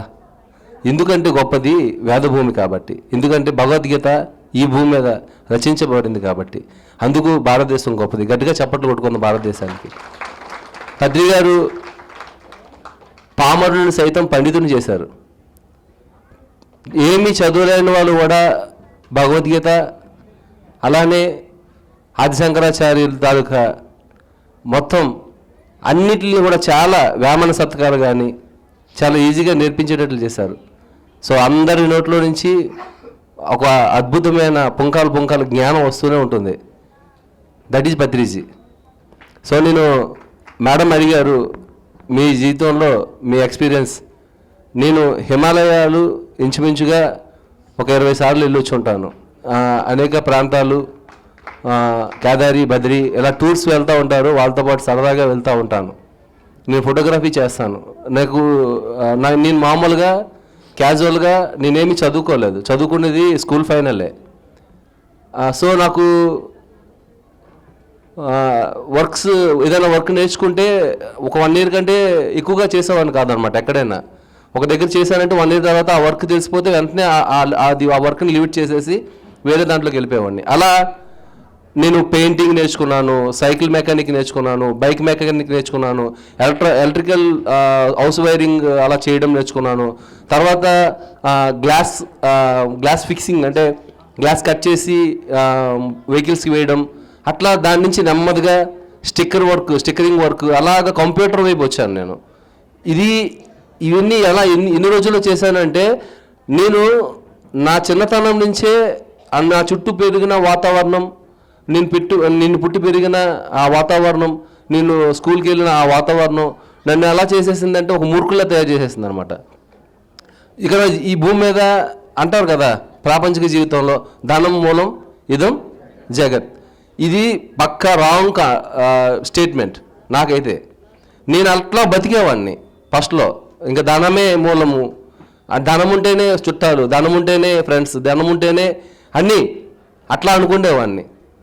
సో నేను అట్లానే నా లైఫ్ని అలా క్యారీ చేసుకుంటూ వచ్చాను. నా 28వ ఏట అంటే నాకు 2009 ఆ సమయంలో ఈ ధ్యాన పరిచయం జరగడం, ధ్యానం వీళ్ళు వచ్చేవారు నా దగ్గరికి 2006 నుంచే వచ్చేవాళ్ళు. నేను డిజైనింగ్ వర్క్ నేర్చేవాడిని, బ్యానర్స్ గట్రా తయారు చేసేవాడిని. బ్యానర్స్ తయారు చేయడం, ఆ డిజైన్ డిటిపి వర్క్ చేస్తున్నప్పుడు ఓం శాంతి వాళ్ళు వచ్చేవాళ్ళు. అంటే అనేక ఆధ్యాత్మిక సమస్యలన్నీ వస్తూ ఉండేవి నా దగ్గరికి. సో నేను పుట్టి పెరిగిన వాతావరణం వల్లనేమో నాకు తెలియక నేను చిన్నప్పటి నుంచి దేవాలయాలకు కానీ ఈ పూజలు ఈ ఏవైతే ఉన్నాయో అవన్నీ నాకు ఐ హేట్ గాడ్, దేవుణ్ణి నేను తిడతాను. సో మా ఇంట్లో నాకంటే ఈ లోకంలో ఎవడు కష్టం లేదు, నేనే కష్టపడుతున్నాను. మా ఇంట్లో మా అమ్మకి నాకు మా ఇంట్లో వాళ్ళకే కష్టాలు ఉన్నాయి, ఎందుకు ఈ దేవుడు మమ్మల్ని పుట్టించాడని నేను దేవుడు తిడుతూ ఉండేవాడిని అనమాట. సో నా జీవితం అట్లా మొత్తం అంతవరకు కూడా నేను అట్లానే తిట్టేవాడిని, దేవుడినే తిట్టేవాడిని, దేవుడిని నిందించేవాడిని, లేదా మా నాన్నగారిని నిందించేవాడిని. మా నాన్నగారిని ఫస్ట్ ఇంట్లో చాలా ఈజీ అనమాట, ఇంట్లో వాళ్ళని నిందించడం చాలా ఈజీ. మా నాన్నని తిట్టేవాడిని అనమాట. ఏమని తిట్టేవాడిని అంటే ఆయన తాగుబోతు, మమ్మల్ని పట్టించుకోలేదు, నన్ను సరిగ్గా పెంచలేదు, లేదా మా అన్నయ్యని సరిగ్గా పెంచలేదు. ఇట్లా ఆయన ఎవరైనా వచ్చి మీ నాన్నగారు ఏం చేస్తారు, లేదంటే మీ నాన్నగారు ఏం చేస్తారు అలా అడిగినప్పుడు మా జీవితం మొత్తం ఇలాగా అయిపోవడానికి కారణం మా నాన్న అని చెప్పేవాడిని. మా నాన్నని లాభాస మాట్లాడేసేవాడిని అనమాట నాకు ధ్యానం పరిచయం కాకముందు. సో ఎందుకు ఈ జీవితం అట్లా అయిపోయిందంటే మా నాన్నగారు తాగుబోతు వలన నా జీవితం సరిగ్గా చదువులేదు, నాకు సరైన గైడెన్స్ లేదు, నేనేమో ఏమీ సరిగ్గా నేర్చుకోలేదు. ఇట్లా అన్నీ మా నాన్న, లేదంటే సొసైటీ, లేదంటే గాడ్, ఇట్లా ఒక్కొక్కరిని నిందించడం మొదలుపెట్టేవాడిని. ఎవరైనా నాతో గొడవాడితే వాళ్ళని దూరం చేసేసుకునేవాడిని, దగ్గరికి వెళ్ళేవాడిని కాదు, వాళ్ళతో మాట్లాడేవాడిని కాదు. ఫస్ట్ ఆఫ్ ఆల్ వీళ్ళు వచ్చేవాళ్ళు కదా, మొత్తం అన్ని సొసైటీలు వస్తూ ఉండేవి నా దగ్గర, బ్యానర్స్ పాంప్లెట్లు అన్నీ తయారు చేసుకుంటూ ఉండేవాళ్ళు. సో పత్రి గారిది ఒకరోజు మహిళా దినోత్సవం సందర్భంగా ఒక బ్యానర్ చేయడానికి వచ్చినప్పుడు గాజువాకలో వీర జగదీశ్వరి మేడం గారు అని చెప్పేసి ఆవిడ ఒక పాంప్లెట్ పెద్దది పట్టుకొచ్చి ఒక బ్యానర్ చేయమన్నారు. ఆవిడ చిన్న బ్యానర్, అప్పట్లో కాస్ట్ ఎక్కువ ఉండేది కదా, ఓ 4x3 అంత తయారు చేయమన్నారు ఆవిడ. సో నేనేమో అంత మ్యాటరు దాంట్లో రాదు మేడం అని చెప్పేసి అన్నాను. అంటే చేయనన్నా చేయకన్నా అని చెప్పి ఆవిడ బతిమాలుతున్నారు. సో ఆవిడ అలా బతిమాలుతూ ఉంటే నేను ఇది రాదు మేడం, ఇది చెప్తే అర్థం కావటం లేదని చెప్పి నేను చాలా లౌడ్గా చెప్పేవాడిని, గట్టిగా చెప్తే ఆవిడ సరే నాన్న నీకు ఇష్టం వచ్చినట్లే చేయనా అని ఆవిడ కాంప్రమైజ్. ఆవిడ ఆ రోజు అంత కాంప్రమైజ్గా మాట్లాడడం నాలో ఆలోచన మొదలైంది. ఈవిడేంటి నేను కాదన్నా సరే నీకు నచ్చినట్లే చేయని చెప్పి అంటున్నారని చెప్పేసి ఆవిడ వస్తూ ఉండేవారు, రెగ్యులర్గా అప్పుడప్పుడు బ్యానర్లకు వస్తూ ఉండేవాళ్ళు. సడన్గా నాలో చేంజెస్ తయారయ్యాయి. ఆవిడ వచ్చినప్పుడల్లా మనకి బుద్ధుడు ఎలా ఉంటాడు, మన ధ్యాన పొజిషన్లో ఇలాగ ఉండి కళ్ళు రెండు మూసుకొని చేతులు ఇలాగా పెట్టి ఉంటుంది కదా. సో అట్లా సాయిబాబా పోస్టర్ తయారు చేయమన్నారు. సాయిబాబా ఎక్కడైనా ధ్యానం చేసిన పోస్టర్ ఉంటుంది మేడం, మీరు సిల్లిగా చెప్తారని చెప్పేసి నేను ఆవిడని కామెడీ చేసేవాడిని. ఆవిడంటారు లేదు నాన్న ఎత్తుకున్నా అన్న అనేవాళ్ళు. ఆవిడ నాకు దొరికేది కాదు. ఈ దొరకపోతే ఏం చేసామంటే పత్రిక గారు కూర్చునే దానికి సాయిబాబా ఆ ఫేస్ తీసుకెళ్ళి అక్కడ పెట్టి దాన్ని అప్పుడులో ఆ బ్యానర్ తయారు చేసాం అనమాట. ఆవిడ అట్లా తయారు చేయడం అది గొప్ప మెరాకిల్గా నాకు అనిపించింది ఆవిడ పక్కన కూర్చున్న తర్వాత. విషయం ఏంటంటే నాకు చేత కానప్పుడు నాకు కోపం వచ్చేసేది. నాకు చేత కాదని చెప్పలేకపోయేవాడిని, నాకు అయినప్పుడు నేను చేసేసేవాడిని. నేను నన్ను ఐడెంటిఫై చేయడం మొదలుపెట్టాను అనమాట. ఎందుకు నాకు ఊరినే ఈ షార్ట్ టెంపర్ అనేది వస్తుంది, వీళ్ళు వచ్చి కూర్చొని వీళ్ళంతా చక్కగా నాన్న కన్నా ఎలా అంటున్నారు అని చెప్పేసి ఏం చేస్తారు మేడం అని నేను అడిగితే ఆవిడ చెప్పారనమాట, రోజు నీ వయసు ఎంత ఉందో అంతసేపు ధ్యానం చేయనైనా అనేవాళ్ళు వాళ్ళు. సో అలా కూర్చోవడం నేను నెమ్మదిగా కొంత సమయాన్ని ధ్యానానికి కొంచెం స్పేస్ ఇచ్చుకున్నాను. సో సడన్గా ఒకరోజు సారు అనకాపల్లి రావడం, సారు ఫ్లూట్లో ఆయన కూర్చొని పెట్టి కొంత సమయం అంటే 1 అవర్ ఇంచుమించు ధ్యానం చేయించడం. ఆ రోజు తిడుతూనే ఉన్నారు ధ్యానం చేయమని. అందరూ కూర్చున్నారు, నేను కూర్చున్నాను. నాకెందుకు ఆ రోజు చాలా అంటే నా లైఫ్లో ఏదో జయించేంత ఒక బ్రహ్మాండమైన బరువు నాకు ఎలాగుందంటే అప్పటి వరకు ఏదో మోస్తున్నట్లు ఉండేది, చాలా తేలికైపోయింది ఆ రోజు. సో చాలా బాగా అనిపించింది. రాగానే సార్కి సెకండ్ ఇద్దామని చెప్పి నేను వెళ్తే సారు నా పక్క ఆయనకి ఇస్తున్నాడు, ఈ పక్క ఆయనకి ఇస్తున్నాడు, నాకు సెకండ్ ఇవ్వడం లే. నేను మళ్ళీ కొంతమంది తర్వాత మళ్ళీ కొంతమంది నుంచున్నాను వెళ్ళి, సేమ్ మళ్ళీ అలానే నన్ను టచ్ చేయట్లేదు, కనీసం నా వైపు చూడటం లేదు. సో ఎందుకు ఈయన ఇలా చేస్తున్నారు, ఈయనకేమైనా తిక్కుందేమో అని చెప్పేసి నేను వెళ్తూ ఉంటే ఒక మేడం పిలిచారు, నువ్వు వెళ్ళు ఆయనకి షేక్ హ్యాండ్ ఇస్తే చాలా మంచిదంటే. వెళ్ళు, ఇలాంటి బాబాలు నేను చాలామంది చూశాను అని చెప్పేసి అంటే, లేదు నువ్వు ఒకసారి వెళ్ళి కళ్ళు అన్నారు. సరే నేను వెళ్ళాను. అప్పటికే ఆయన కారు ఎక్కేశారు, లైక్ డోర్ గ్లాస్ వేస్తున్నారు. సో నేను వెళ్ళి షేక్ హ్యాండ్ ఇద్దామని వెళ్తే సారు ఈ వేలుతో జస్ట్ ఇక్కడ ఇలా టచ్ చేసి వెళ్ళిపోయారు అంతే. నాకేమీ షేక్ హ్యాండ్ కూడా ఇవ్వలేదు. సో అది 2009లో అనకాపల్లిలో జరిగిన సిచ్యువేషన్. 2010 ధ్యాన మహాచక్ర అమరావతిలో జరిగినప్పుడు 3 రోజులు నేను ఆ ధ్యాన మహాచక్రాల్లో నేను ఫస్ట్ టైం ఏకదాటిగా 6 గంటల సేపు ఆ ధ్యాన మహాచక్రాల్లో కూర్చునేటప్పుడు నేను నా శరీరాన్ని విడిచిపెట్టి ఎక్కడెక్కడో తిరుగుతున్నట్ల ఒక ఎక్స్పీరియన్స్ వచ్చిందనమాట. నాకు ఇంకా నా జీవితం ఆ ధ్యాన మహాచక్రతో పూర్తిగా ఇంకా అలా ట్రాన్స్ఫర్ అయిపోయింది. ఎట్లా ట్రాన్స్ఫర్ అయిపోయిందంటే చేస్తే ధ్యానమే చేయాలి, మరి ఇంకేమీ లేదు ఈ భూమి మీద. ఏ భక్తి యోగంలో లేదంటే ఇంకోటి లేదు, ఉంటే ఒకటే ఉంది, అది ధ్యాన యోగం. అది చాలా క్లారిటీ ఉంది. మనం ప్రతి దాంతో అందరిలో ఈ ప్రపంచంతో కనెక్టివిటీ అవ్వాలి అంటే ఖచ్చితంగా డౌటే లేదు, ధ్యానమే చేయాలి. That's all. Thank you sir, చాలా అద్భుతంగా మీ ఎక్స్పీరియన్స్ మాకు షేర్ చేశారు. Thank you so much. Yes masters, మనకు జ్ఞాన సభలో మరొక మాస్టర్ జాయిన్ అవ్వడానికి మన ముందు సిద్ధంగా ఉన్నారు. సో వారిని మనము ఇన్వైట్ చేసుకుందాము. సో ఇక్కడ ఎంతమందికి కొటాల జైతవనం తెలుసు? సంక్రాంతి సంబరాలు. సో మనకి ఇక్కడ ధ్యాన మహాయాగం కంప్లీట్ అయ్యింది అని అంటే నెక్స్ట్ మనకు కొటాల జైతవనంలో సంక్రాంతి సంబరాలు స్టార్ట్ అవుతాయి ఎంతో వైభవంగా. సో ఆ ఆశ్రమ నిర్వాహకులు సార్ ప్రభాకర్ సార్ మన ముందున్నారు. సో మన కరతాళ ధ్వనులతో సార్ని స్టేజ్ పైకి ఇన్వైట్ చేసుకుందాము. Sir please welcome. ప్రభాకర్ గారు, thank you so much sir. Yearly once Tirupati Tirumala వెళ్ళినప్పుడు, అంటే నా పర్సనల్ ఎక్స్పీరియన్స్ చెప్తున్నాను. ప్రభాకర్ గారు మనకి జైతవనం ఎలాగంటే ప్రతి సంవత్సరం నేను తిరుపతి తిరుమలకి వెళ్ళినప్పుడు కంపల్సరీ జైతవనంకి వెళ్ళి ఒకరోజు ముందే వెళ్ళి అక్కడ హాల్ చేసి ఎంచక్క నైట్ అంతా క్రిస్టల్ పిరమిడ్లో మెడిటేషన్. అక్కడ ఎక్కడ చూసినా 80+ పిరమిడ్సే ఉంటాయి. మనం పడుకునేది కూడా పిరమిడ్సే, మెడిటేషన్ చేసేదే పిరమిడ్సే. అండ్ అటు చుట్టూ వాతావరణం ఎంత చక్కగా ఉంటుందంటే జీరో థాట్స్లో ఉంటాం, ఎప్పుడు జీరో థాట్స్. దాని ద్వారా ఏమవుతుంది, చాలా పీస్ ఆఫ్ మైండ్ మనకు వస్తుంది.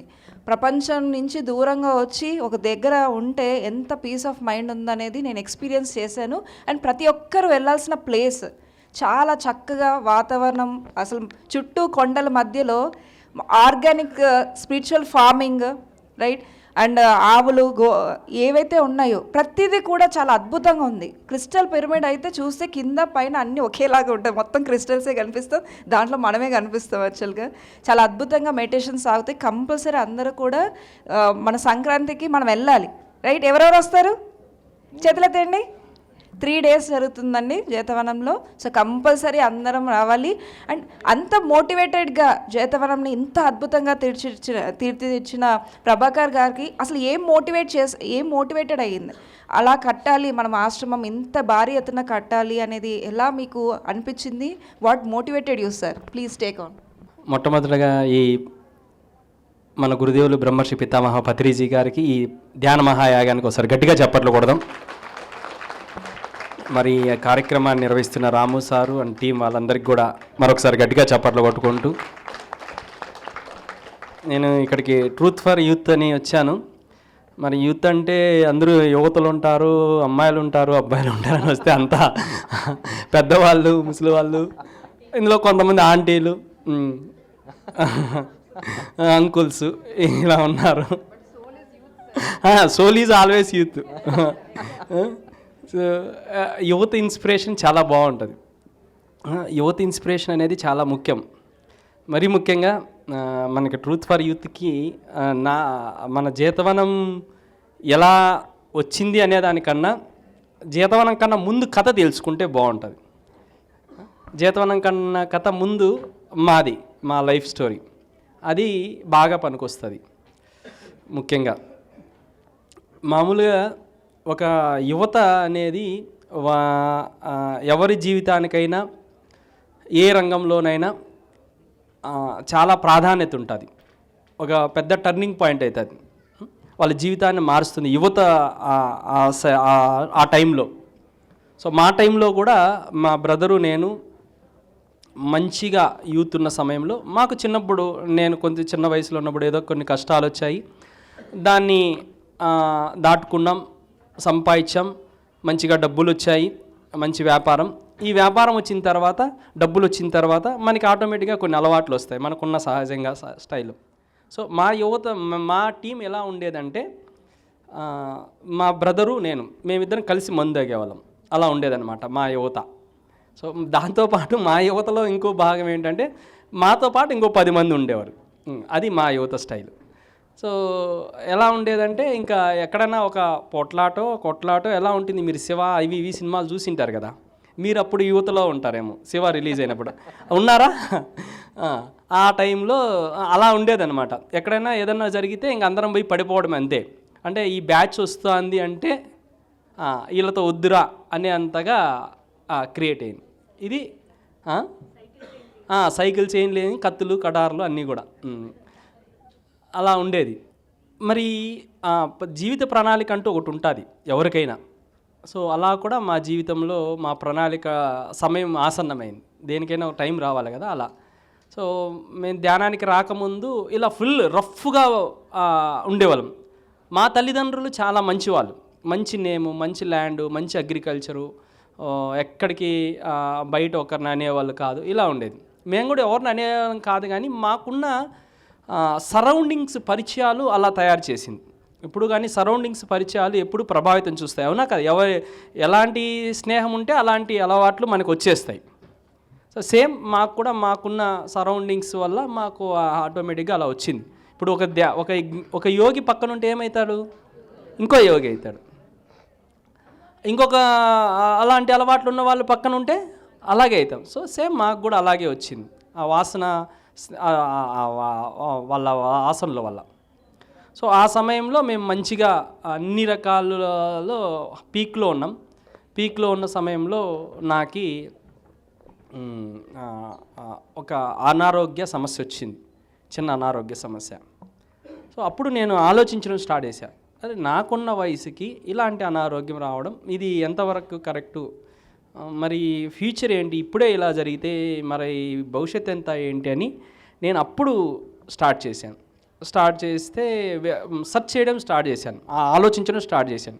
ఆ ఆలోచనలో కంటిన్యూషన్గా ప్రణాళికలో భాగంగానే నాకు మొట్టమొదట్లో నాకు మంతెన సత్యనారాయణ రాజు గారి ఆ యొక్క అన్నీ తెలిసింది. సో అవి కొంచెం పాటిస్తే అదేం పెద్ద నాకు హ్యాపీగా ఉంది, కానీ పూర్తిగా రాలేదు. నాకేం వచ్చిన ప్రాబ్లం ఏంటంటే నాకు హార్ట్ దగ్గర పెయిన్ వచ్చేది. అంటే బాగా తినేవాళ్ళు, అప్పుడు డబుల్ సైజ్ ఉండేవాడిని అనమాట నేను.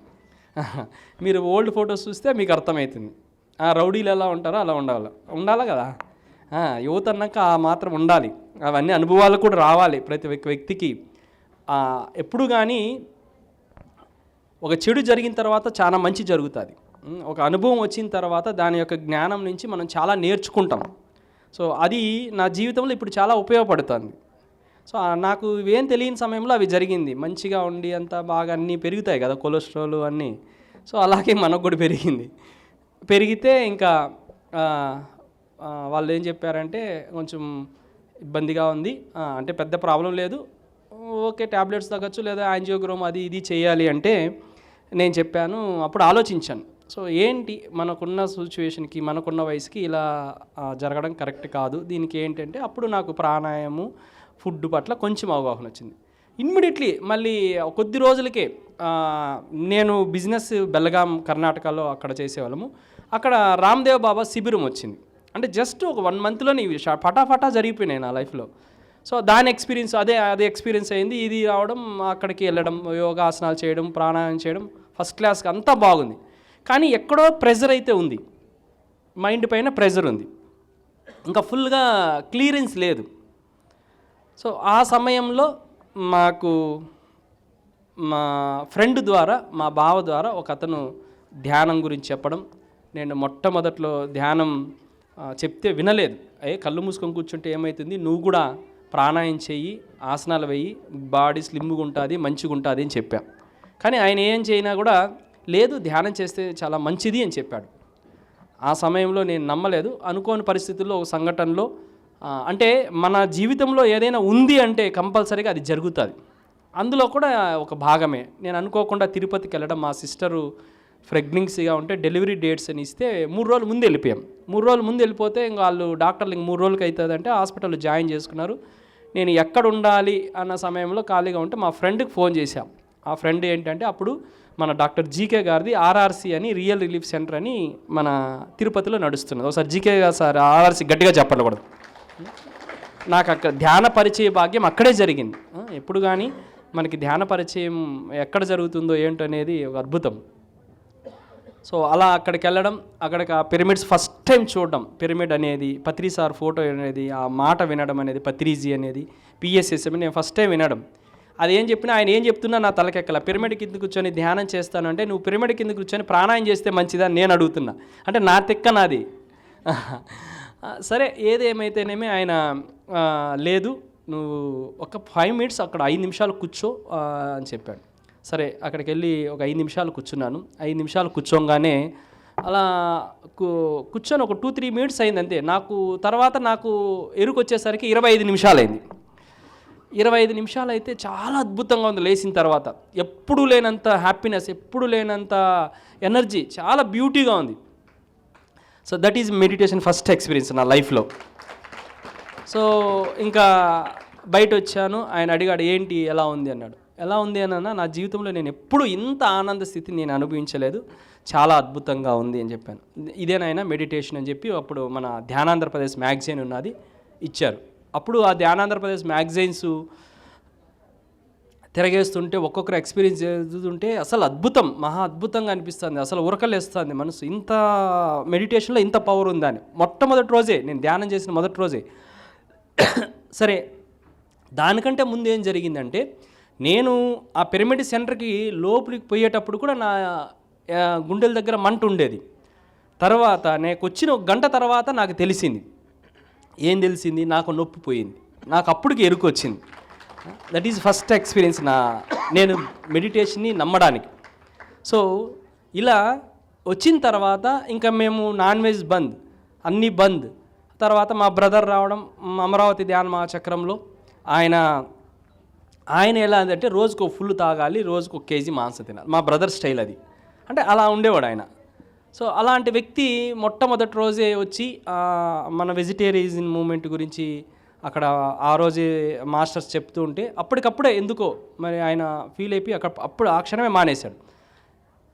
సో ఇంకక్కడి నుంచి ధ్యానం సెకండ్ లైఫ్ మాది స్టార్ట్ అయింది. అప్పటి వరకు ఒక జీవితము, అక్కడి నుంచి ఇంకొక జీవితం స్టార్ట్ అయింది. అప్పటి వరకు రాక్షసులుగా ఉన్న మేము, ఇంకా మా ఇంటి దగ్గర అందరూ ఎలా అంటే మేము ఏమీ అలవాట్లు ఏం లేదు. రోజు కళ్ళు మూసుకొని కూర్చోవడము, మాటల్లో తేడా వచ్చేసింది, పలకరింపుల్లో తేడా వచ్చేసింది, మా వ్యవహారంలో తేడా వచ్చేసింది, చాలా పెద్ద మార్పు వచ్చేసింది ఫుల్గా. ఇంకా అందరూ మా కుటుంబంలో అరే ఇలా ఉన్న వ్యక్తులు, మా చెల్లెలు ఉండేది, మేము నైట్ 12 గంటలకు వస్తే అప్పటి వరకు వెయిట్ చేసేది మేము భోజనానికి, ఎప్పుడు వచ్చి తను పెట్టి పడుకునేది. అంటే అంత ఉన్న సిచ్యువేషన్ నుంచి ఇలా వస్తే ఎంత హ్యాపీ అవుతారు కుటుంబం. సో వాళ్ళు కూడా మేము ధ్యానం చేస్తాం, నేను మీకు ఇంత మంచి చేస్తే మాకెందుకు, ఇవన్నీ మాంసం వద్దు ఏమొద్దు అని బంద్ చేసి. సో అలా మా జీవితం మమ్మల్ని ఒక పెద్ద మార్పు తీసుకొచ్చింది ధ్యానానికి ఒకసారి గట్టిగా చెప్పండి కూడా. అంటే దీన్ని బట్టి ఏంటంటే ప్రతి యువత ధ్యానం కంపల్సరిగా చేయాలి. ధ్యానం వచ్చిన తర్వాత వాళ్ళ జీవితంలో జరిగే ఏ అనుభవం అయినా అది సత్యమే, ఆ తర్వాత ఏం జరిగినా అది సత్యమే. సో అంతవరకు మన స్వయం కృప అపరాధము ఉండొచ్చు, మన అజ్ఞానం ఉండొచ్చు, ఏదైనా ఉండొచ్చు. సో ధ్యానం తెలిసిన తర్వాత ఒకసారి పిఎస్ఎస్ఎంలో అడుగు పెట్టిన తర్వాత మళ్ళీ అది ఏం జరిగినా సత్యమే, అది ఎనీవే అది జరగనిది. సో దానికి మనం ఆల్వేస్ రెడీ. సో అలా మమ్మల్ని అద్భుతంగా ఒక ఎలా అంటే మేము ఆ గ్రామీణాలకు వెళ్ళి ధ్యాన ప్రచారం చేస్తూ అహింస గురించి చెప్తుంటే కొంతమంది చేతులు ఎత్తి దండం పెట్టేవాళ్ళు, అంతకుముందు తిట్టేవాళ్ళు, ఈ నా కొడుకులేంది వీళ్ళ తల్లిదండ్రులు ఇంత మంచివాళ్ళు ఇలా తయారేమి అని. ఎలా అంటే మేము బిజినెస్ ఉపయోగిస్తే కొంచెం డబ్బు పెట్టుకొని ఒక 10 మందిని ఒక 10 రోజులు వెంటేసుకొని తిరిగేవాళ్ళం. అంటే ఆ స్థాయి నుంచి అలా వెళ్తే ఎవరికైనా హ్యాపీ, ఏ తల్లిదండ్రులకైనా హ్యాపీ కదా, ఎవరు చూసినా హ్యాపీనే కదా. సో ధ్యానం అంతా పనిచేసింది యువత పైన. యువత అదే ఈ ధ్యానం లేకపోతే అలాగే ఉండేది మా జీవితం, అలాగే వెళ్ళిపోయేది, ఒక గొప్ప జీవితాన్ని అలా వెళ్ళిపోయేది. కాబట్టి ప్రతి యువతకి నా జీవితమే ఆదర్శము. ప్రతి జీవితానికి ప్రతి యువతకి ధ్యానం అనేది ఉంటే ఆ యువత ఏంటి తన యొక్క బంగారు భవిష్యత్తుని అక్కడ నిర్మించుకోవడం సాధ్యమవుతుంది. అక్కడి నుంచి ఒక మంచి ట్రాక్లోకి వస్తారు. మళ్ళీ ఏ తల్లిదండ్రులు కూడా ఇప్పుడు చిన్నపిల్లల నుంచి ధ్యానాన్ని నేర్పిస్తే మళ్ళీ ఏ తల్లిదండ్రులు కూడా ఆ పిల్లల గురించి పట్టించుకోని అవసరం లేదు. వాళ్ళు మంచి ట్రాక్లో నడుస్తుంటారు, వాళ్ళకి ఎలాంటి ఇంకా ఏ ఇబ్బందులు పడనవసరం లేదు. వాళ్ళకి ఒక బుద్ధి వికసించి ఉంటుంది, ఒక ధ్యానికి ఎంతో ముందరకు వెళ్తుంటారు, మిగతాదంతా బాగా జరుగుతుంది.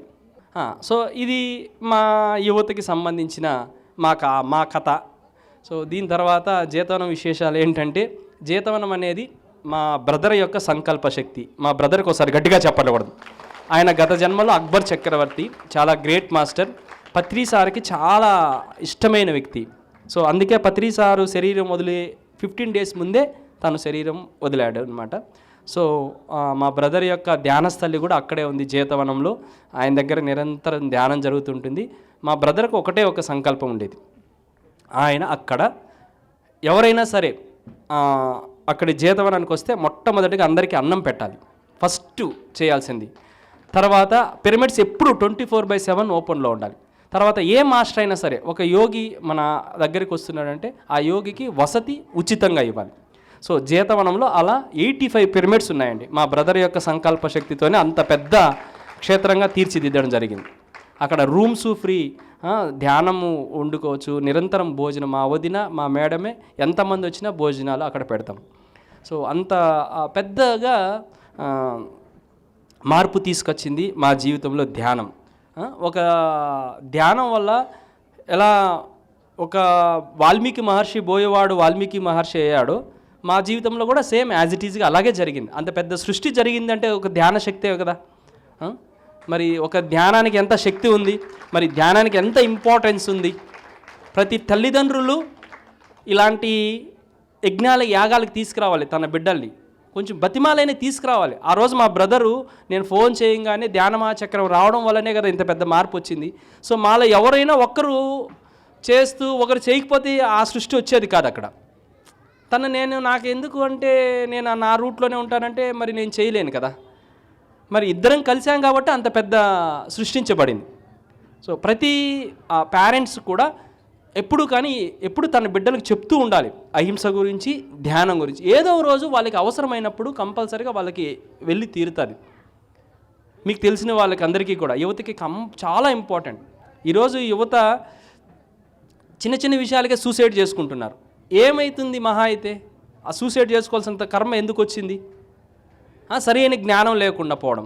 జాబ్ లేదు, అంతకుముందు నీ దగ్గర లేదు కదా, అప్పుడు నువ్వు హాయిగానే ఉన్నావు కదా. ఈరోజు జాబ్ లేకపోతే ఎంత పెద్ద అవమానమైంది, ప్రాణం తీసుకునేంత పరి ఎందుకు వచ్చింది? తర్వాత ఈ తల్లిదండ్రుల్లో ఒక గోల, వాళ్ళని పోల్చడము వీళ్ళ పోల్చడము, ఆడింత సంపాదిస్తున్నాడు వీడింత సంపాదిస్తున్నాడని. ఇది చాలా మూర్ఖపు మాటలు ఎప్పుడూ. కానీ ఏ తల్లిదండ్రులు కూడా ఎవరిని దయచేసి తిట్టకండి, చెప్పండి ఎంత అవుతుందో అంత. తన ప్రణాళికలు ఏది ఉందో అది కంపల్సరీ చేస్తాడు.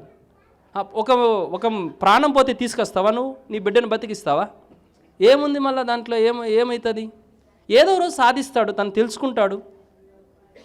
ఇలాంటి ధ్యానంకో జ్ఞానానికో వస్తే ఒక క్షణంలో మారిపోతాడు. మా బ్రదరు అటువంటి రాక్షసుడు మరి ఒక క్షణంలో మారిపోయాడా లేదా? మరి పత్రి సార్ అందుకే కదా ఇంత యాగాల్ని యజ్ఞాల్ని ఆయన సృష్టించిండేది. అందరి మారడానికి ఆ యొక్క శక్తిలోకి రాగానే ఆటోమేటిక్గా ఎవరికైనా మార్పు వస్తుంది. సో కాబట్టి కంపల్సరీగా యువతకి ధ్యానం వెరీ ఇంపార్టెంట్. లైఫ్ అంటే ఏంటి, అసలు లైఫ్లో ఏదైనా సాధించవచ్చు, దానికి టైం తీసుకోవచ్చు. అంతేగాని ప్రతిదానికి చలించడము, ప్రతిదానికి ఆత్మన్యూన్యత భావన రావడం, ఇవి చాలా బాగా కంపారిజన్లో బాగా జరుగుతూ ఉంటాయి. పెళ్ళి కాలేదని ఒకటి, పెళ్ళి అయిందని ఒక గొడవ, పెళ్ళి కాలేదని ఒక గొడవ అయితే పెళ్ళి అయిందని ఒక గొడవ. అలా ఉంది ఈ పరిస్థితి అన్నిటికీ. మరి వీటన్నిటికీ ఏదైనా సమాధానం ఉందంటే ఏంది? ధ్యానం. మరి ధ్యానం అనేది కంపల్సరీ కావాలి ప్రతి ఒక్కరికి, ప్రతి యువతకి, ప్రతి విద్యార్థి దశ నుంచే ధ్యానం very important. So very great ఈ youth for truth. Thank you madam. ఇందాక అడిగారు కదా హిమాలయస్కి వెళ్ళారు. నేను 20 సార్లు వెళ్ళాను, నేను ఆల్రెడీ చెప్పాను కదా. పత్రి గారు ప్రతి ఊరిలో, ప్రతి డిస్టిక్లో, ప్రతి జిల్లాలో, అన్ని ప్రాంతాల్లో ఇప్పటికీ మన ఆంధ్ర తెలంగాణలో 25,000 పైచీలుక పిరమిడ్లు ఉన్నాయి మన దగ్గరలో, చుట్టుపక్కల ఏరియాల్లో. ఇవి ఎందుకు నిర్మింపబడ్డాయి అంటే, మనం వెయ్యి ప్రయాసాలు పడి మీ సమయాన్ని వృధా చేసుకోకుండా, మీరు అంత దూరభారాలని ఆ లగేజ్ పట్టుకొని, నేను చూస్తూ ఉండేవాడిని కేదార్నాథ్ బద్రీనాథ్ వెళ్తున్నప్పుడు. వాళ్ళేమో ఇక్కడి నుంచి ఒక 10-15 జతలు పెట్టుకొని వస్తారా, ఆ డ్రెస్ మారుస్తారా, ఆ చలి తట్టుకోలేక దాని మీద కోట్ వేస్తారా, అక్కడ వేసిన ఏ డ్రెస్ అయినా సరే ఆ కోట్ కప్పేస్తుందా పాపం. ఈ 10-15 డ్రెస్సులు, ఈ లగేజ్ ఇది మోయలేక అక్కడికి వచ్చి, ఎక్కడ లిఫ్ట్లు ఉండవు. 7 అంతస్తులు ఉన్నా 8 అంతస్తులు ఉన్నా అక్కడ లిఫ్ట్లు ఉండవు.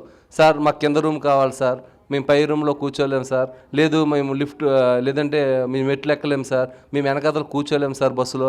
ఇట్లా అనేక కంప్లైంట్లు విన్నాను. లేదు ఆ పాపం ఏంటంటే అక్కడ వెళ్ళి ఆ ప్రదేశాన్ని సందర్శించాలా, అక్కడ ఉన్న జ్ఞానాన్ని తీసుకోవాలని ఏదో తాపత్రయం ముందు కదా. సో అవన్నీ తిరగకుండా మన దగ్గరికే ఆ హిమాలయాల్ని, ఆ శక్తి క్షేత్రాలని, ఏవైతే మనం పోర్టల్స్ అనుకుంటున్నామో అవన్నిటిని ఒక పిరమిడ్ కట్టడంతో మన ముందుకి, మన దగ్గరలోకి తీసుకొచ్చారు పత్రిజీ.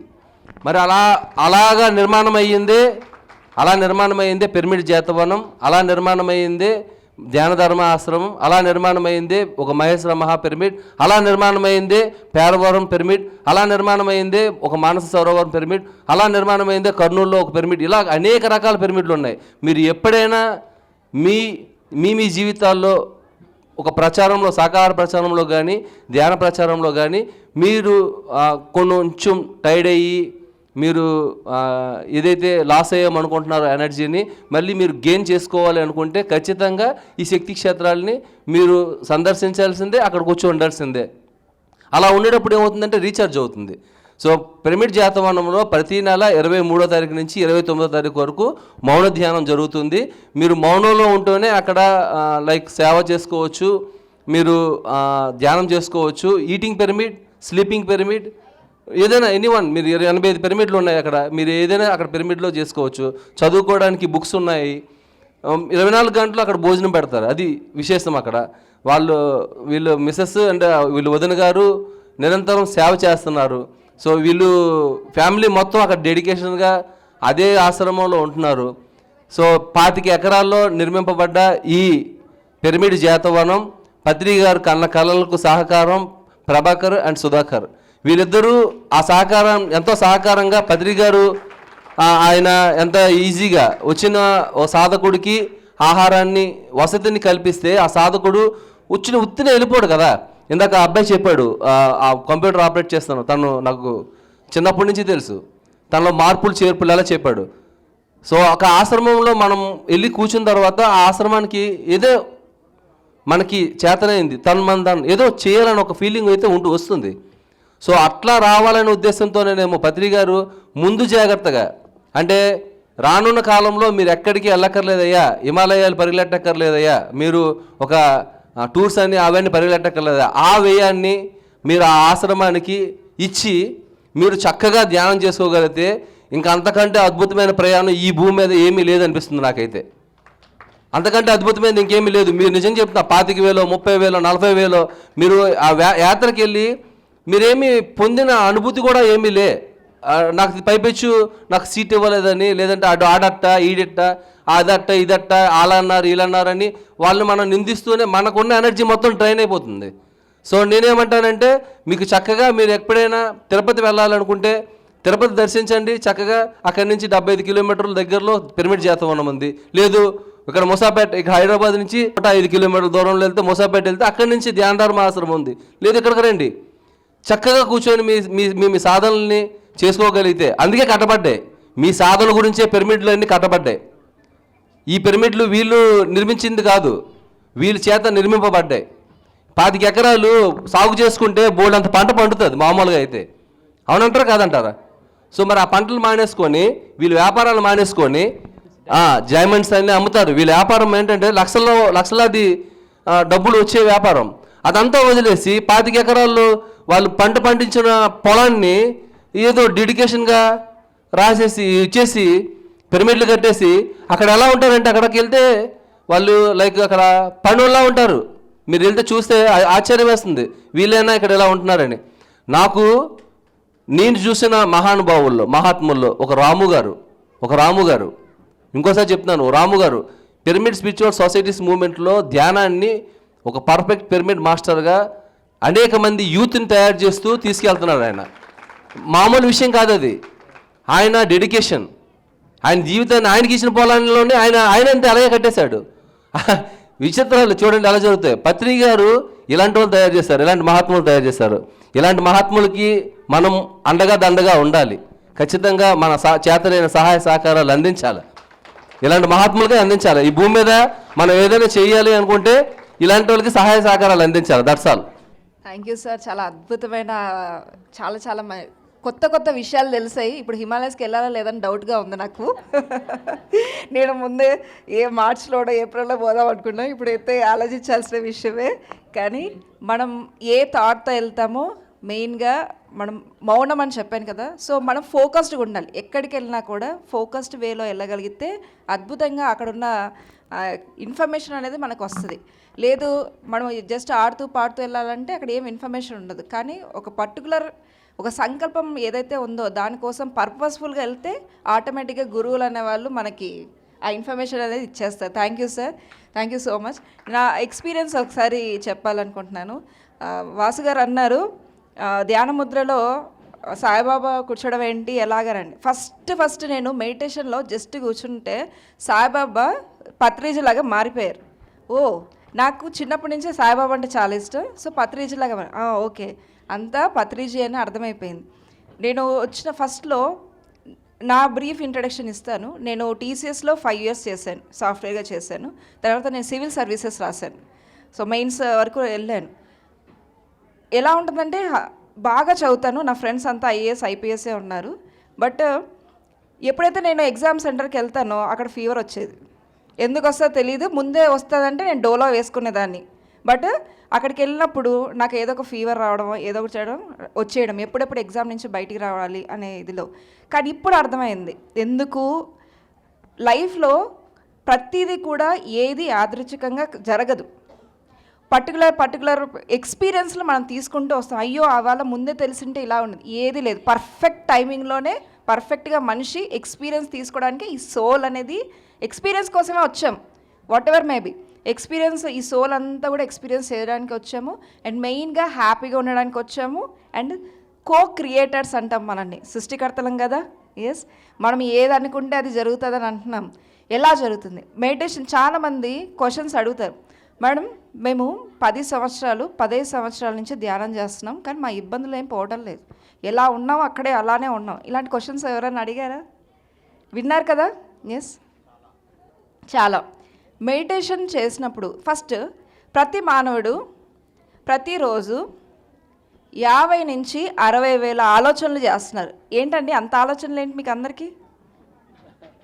ఎందుకు ఆలోచిస్తున్నారు? 50,000 నుంచి 60,000 ఆలోచనలు ఎప్పుడు నిరంతరం మీరు చేస్తున్నారు. ఇక్కడ మెడిటేషన్లోకి వచ్చారు. మెడిటేషన్లోకి వచ్చిన తర్వాత మీకు ఏమవుతుందంటే 60,000 ఆలోచనల నుంచి రాను మనము ముందే 1 hour 2 hours 3 hours అనే ధ్యానం మనం చేస్తున్నాం. క్రమేణా ఏమవుతుందంటే ధ్యానం చేస్తున్నప్పుడు 60,000 50,000 ఎస్ మీరు చేసే సాధన బట్టి 10,000 100 వరకు రీచ్ అవుతారు. మ్యాక్సిమం చాలామంది సంకల్ప ధ్యానాలు చేస్తూ ఉంటారు కదా, రైట్? మెడిటేషన్ చేస్తే జస్ట్ మెడిటేషన్ చేస్తే మీరు ఏది అనుకుంటారో అది అలాగ అయిపోద్ది. ఎందుకు? మన ఆలోచనలు మీరు అర్థం చేసుకోవాలి, 60,000 ఆలోచనలు చేస్తున్నామంటే 60,000 సంకల్పాలు, రైట్? సో అక్కడి నుంచి మీరు క్రమేణా దాటుకుంటూ 100 వచ్చే లోపల మేనిఫెస్టేషన్స్ అవ్వవా? సంకల్పం ఏదైతే అనుకుంటామో అది జరుగుతుందా లేదా? సో మనం చేయాల్సిన ఆలోచనలు, మన ఆలోచనలు ఏమున్నాయి? అండ్ నెక్స్ట్ ముందు క్వశ్చన్ ఏంటంటే, మేము ఏమీ మారలేదు, ఆర్థిక కానీ ఏదైనా కానీ ప్రాబ్లమ్స్ సాల్వ్ అవ్వలేదు అని పదే చెప్తారు. ఎప్పుడైతే మన నోటి నుంచి ఏదైనా బయటికి వస్తుందంటే అది సంకల్పం అవుతుందా లేదా? మనమే అంటున్నాం కదా మా జీవితం ఏమీ మారలేదని. ఎంతమంది చెప్తున్నాం? దారిలో వెళ్ళే వాళ్ళందరికీ అదే మాటే. మరి అదే కదా జరగాల్సింది. మనకి ఎప్పుడు కన్సిస్టెంట్గా మన ఎనర్జీ, మన థాట్ ప్రాసెస్ జరుగుతూ ఉంటుంది. పాజిటివ్ ఉంటుంది, నెగిటివ్ ఉంటుంది. మనం ఎక్కడైతే ధ్యాస పెడతామో మనం చేసిన ధ్యానం, ఆ ఎనర్జీస్ ఎక్కడి వైపు వెళ్తాయి? పాజిటివ్ కంటే నేను చాలా అద్భుతంగా ఉన్నాను అన్నప్పుడు అటువైపు వెళ్తుంది. అసలు నేను మారలేదన్నప్పుడు ఇటువైపు వెళ్తుంది. మీరు ఎటువైపు ఉన్నారు? మరి మీ ఆన్సర్ ఎవరి దగ్గర ఉంది? మీ దగ్గరే ఉంది, రైట్? సో 15-20 సంవత్సరాలని కాదు, మన దగ్గర ఉన్న శక్తిని ఈ భౌతిక ప్రపంచంలో వేటికి యూజ్ చేస్తున్నాం? అసలు మారుతున్నామా మారలేదనేది మీ దగ్గరే ఉంది ఆన్సర్ అనేది. కాబట్టి ఇప్పటి నుంచి ఏం చేయాలి? పూర్తిగా మన మాట మీద కాన్షియస్ లెవెల్స్లో ఉండాలంటే మనం ఏం మాట్లాడుతున్నామో మనకు అర్థం కావాలి. జస్ట్ ఊరికే అంటే మేనిఫెస్ట్లు అయిపోతున్నాయి, రైట్? సో ఏదైనా కానీ మన ధ్యానం వల్ల హెల్త్ బాగుంటుంది, వెల్త్ ఏవైనా కానీ, ఈ ఫిజికల్ వల్ల ఏవైనా కానీ మన సంకల్ప బలంతో అవుతాయి. కాబట్టి 50-60 వేల ఆలోచనల నుంచి గుడ్ న్యూస్ ఏంటంటే మన మెడిటేటర్స్కి దాదాపు ఒక 100 ఉంటాయి. ఆ 100లో ఏం చేస్తున్నారంటే, మీరు ఎక్కువ నాకు ఏమీ జరగటం లేదు అన్నారు. ఇవాళ నుంచి అద్భుతంగా జరుగుతుందని అనాలి కదా. ఎస్, అద్భుతంగా ఉంది నా లైఫ్, ఎవ్వరు ఏమీ మాట్లాడినా నేను చాలా అద్భుతంగా ఉన్నాను, చాలా ఆనందంగా ఉన్నాను, నేను ఏది అనుకుంటే అది జరుగుతుంది. ఇవే మెయిన్గా రావాల్సింది, మీ నోటి నుంచి రావాల్సిన పదాలు. సో ఒకసారి చెక్ చేసుకోవాలి. చిన్న ఎగ్జాంపుల్ చెప్తాను. మనం పొద్దు నుంచి ఏ ఎమోషన్ క్యారీ చేస్తున్నాం? ఇప్పుడు మీ హార్ట్ దగ్గర చేయబెట్టుకోండి. మీరు టెన్షన్గా ఉన్నారా, యాంగ్జైటీగా ఉన్నారా, హ్యాపీగా ఉన్నారా, పీస్ ఆఫ్ మైండ్తో ఉన్నారా? ఒక్కసారి మీరు చూడండి, సెల్ఫ్ చెకింగ్. ఎస్, మీరు ఎలా ఫీల్ అవుతున్నారో దాన్ని బట్టే మీ సృష్టి జరుగుతుంది. నెక్స్ట్ రేపు పొద్దున వచ్చేది అదే. మీరు హ్యాపీగా ఉన్నారనుకోండి, ఎస్ నేను ఇప్పుడు హ్యాపీగా ఉన్నాను, చాలా అద్భుతంగా ఉన్నాను. సో ఏమవుతుంది? రమ్య చాలా హ్యాపీగా ఉంది. ఈ వేవ్స్ అనేవి బయటికి వెళ్తాయి. ఎస్, మనం ఎలక్ట్రోమాగ్నెటిక్ వేవ్స్ అన్ని అందరికి తెలుసు కదా. మన ఆరా, మన ఎక్స్టెంట్ అనేది అన్నప్పుడు రమ్య ఆనందంగా ఉందంటే యూనివర్స్ మొత్తం కూడా ఎస్ రమ్య ఆనందంగా ఉందంటే, సో రమ్య ఆనందంగా ఉందంటే ఏంటి? యూనివర్స్లో ఉన్న అన్నిటికీ కూడా మనము అలాంటి సిచ్యువేషన్సే వస్తాయి.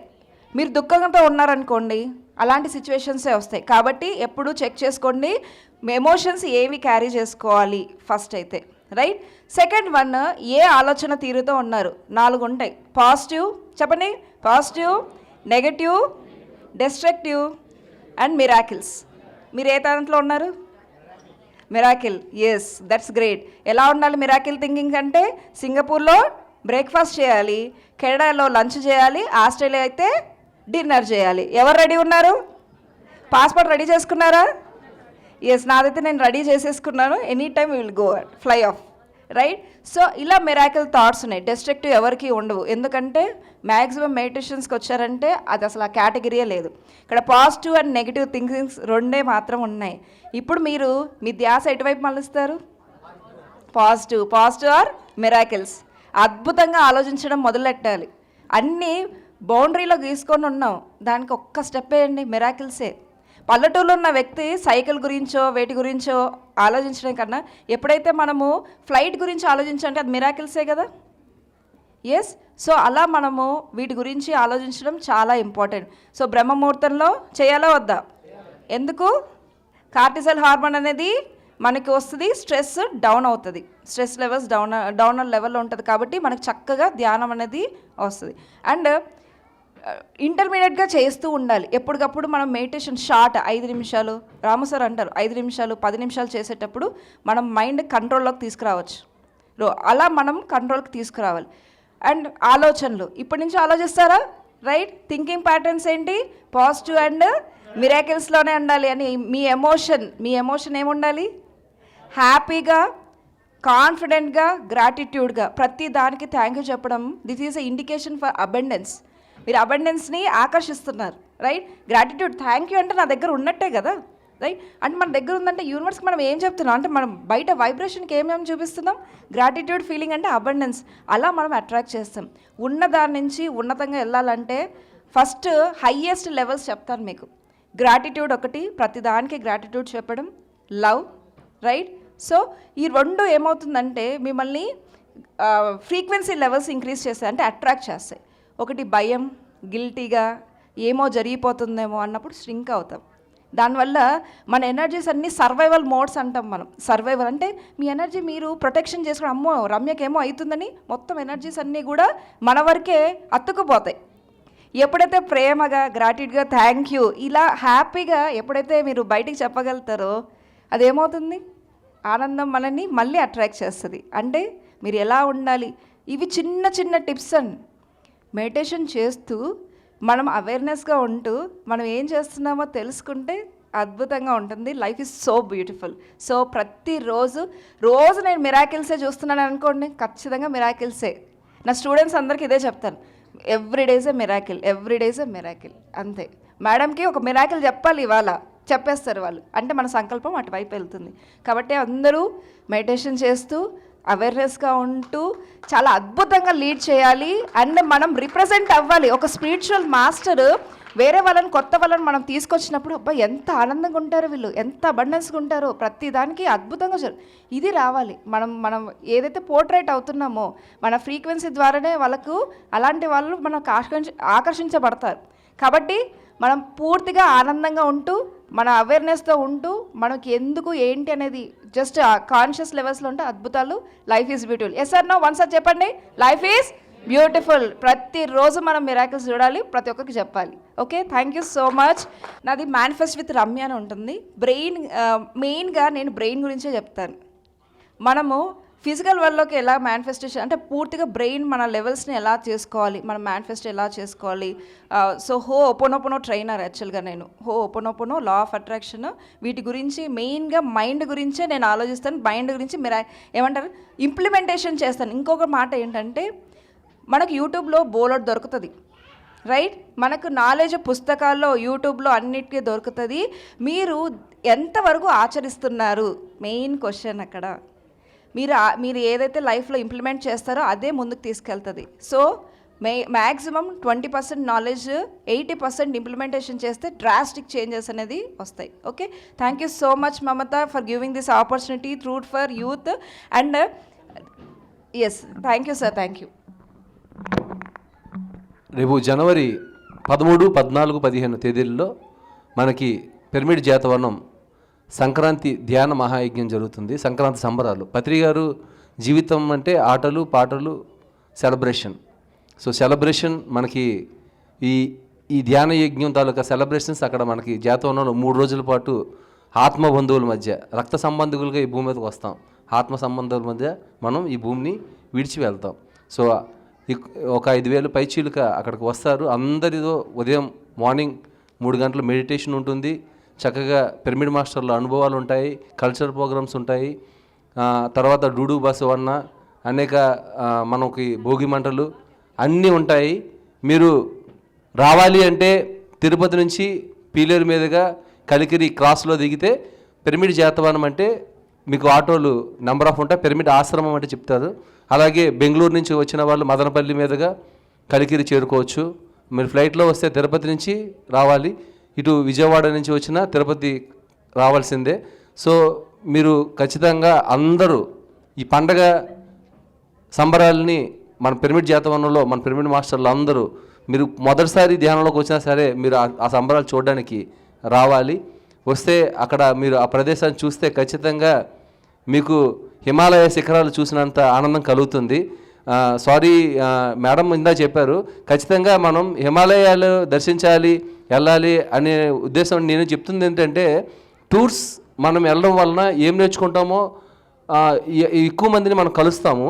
ఈ కలిసేటప్పుడు ఏమవుతుందంటే ఎక్కువ వాళ్ళ మధ్య మనకు ఫ్రెండ్షిప్ లేకపోవడం, మనం ఈ అవతల వ్యక్తి ఇట్లానే ఉండాలి అని డిసైడ్ అయిపోయి ఈ బుర్రలో పెట్టేసుకోవడం వలన మనం దేనికి కంజెస్ట్ కాము. మనకు అన్ని కంఫర్ట్స్ జోన్లో ఉన్నాం. మన ఇంట్లో ఉంటే నాలుగు గోడల మధ్య కంఫర్ట్ ఉంది. సో గోడల మధ్య కంఫర్ట్ ఉండేటప్పుడు బయటకు వచ్చేటప్పుడు ఆ కంఫర్ట్ మనకు ఉండదు. ఇది ధ్యాన మహాచక్ర కావచ్చు, ఇంకెక్కడికైనా వెళ్ళొచ్చు. ఆ అడ్జస్ట్మెంట్ అనేది మనం సెల్ఫ్ ఎప్రిసియేషన్తో మనం నేర్చుకోగలిగితే, అంటే మనం ప్రతిదానికి ట్యూన్ అయిపోవాలి, ఏదైనా ట్యూన్ అయిపోవాలి. ఆ ట్యూన్ అయిపోవడంతోనే, లయం కావడంతోనే ఈ ధ్యాన స్థితిని మనం పొందగలుగుతాం. ప్రతి ఆలోచన బుర్రలో పెట్టేసుకుంటే ఇది బరువు మోస్తూ ఉంటుందా, మనకి ప్రతి వ్యక్తి అటువంటి వాడే తగులుతూ ఉంటాడు మనకి. సో అప్పుడు మనల్ని ఇబ్బంది పెడుతూనే ఉంటారు. ఆ ఇబ్బంది పడే కంటే నేనేమంటానంటే ఖచ్చితంగా మీరందరూ ఏవైతే పిరమిడ్ కట్టడాలు ఉన్నాయో ఆ పిరమిడ్ కట్టడాల్లో సాధన నేర్చుకుంటే మీరు హిమాలయాలు వెళ్ళక్కర్లే, ఏ యాత్రలకు పోక్కర్లే, ఎంతకంటే శక్తి క్షేత్రాలు ఇంకే ఈ భూమి మీద ఏమీ లేవు. పిరమిడ్ కట్టడం ఒక్కటే నాకు తెలిసి గొప్ప శక్తి క్షేత్రాలు. ఓకే, నా జీవితంలో బోల్డంతా ట్రాన్స్ఫర్మేషన్, పత్రికతో తిరిగినప్పుడు బోల్డంతా నేర్చుకున్నాను నేను. మేడం మీద చెప్తున్నారు పాజిటివ్ నెగిటివ్ థాట్స్. సరిగ్గా ఒకసారి పత్రికలు అడుగుతారు, ఏమయ్యా ఎలా జరిగింది అంటే చాలా బాగా జరిగింది సార్. మళ్ళీ అడుగుతారు, అద్భుతంగా జరిగింది సార్. మళ్ళీ అడుగుతారు, మహా అద్భుతంగా జరిగింది సార్.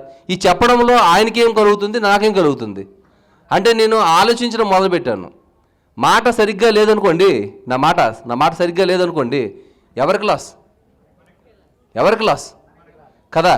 సో ఆ ఓర్డు సరిగ్గా, ఆ లోపల సరిగ్గా లేకపోతే బయటకు వచ్చే చెత్త, మాట్లాడేది చెత్త, తినేది చెత్త, ఈ చెత్త అంతా వెరసి మన వైబ్రేషన్ మొత్తం మారిపోతుంది. మన చుట్టూ ఉన్న వాళ్ళు అలాంటి వాళ్ళు వస్తారు, ఆడట్ట ఈడట్ట అని.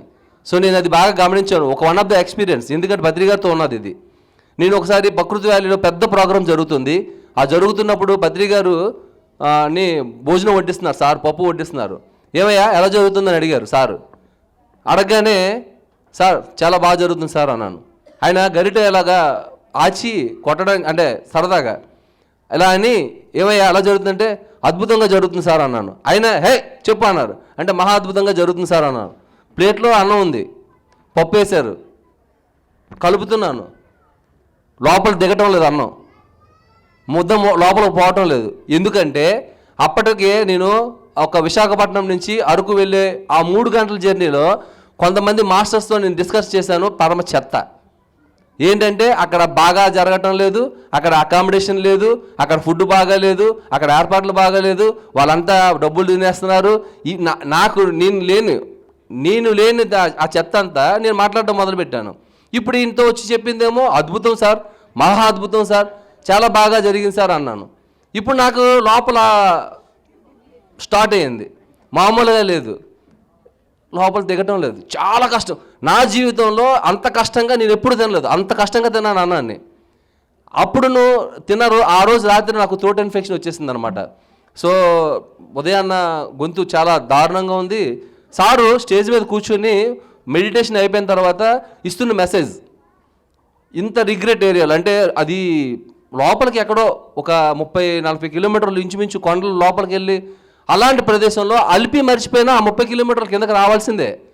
అల్పి అంటే తెలుసు కదా, గుండు సూదే, అది మర్చిపోయినా అక్కడ లేకపోయింది, వాంటింగ్ ఉంది. ఆ వాంటింగ్ రావాలంటే ఖచ్చితంగా 40 కిలోమీటర్లు ప్రయాణించాల్సిందే.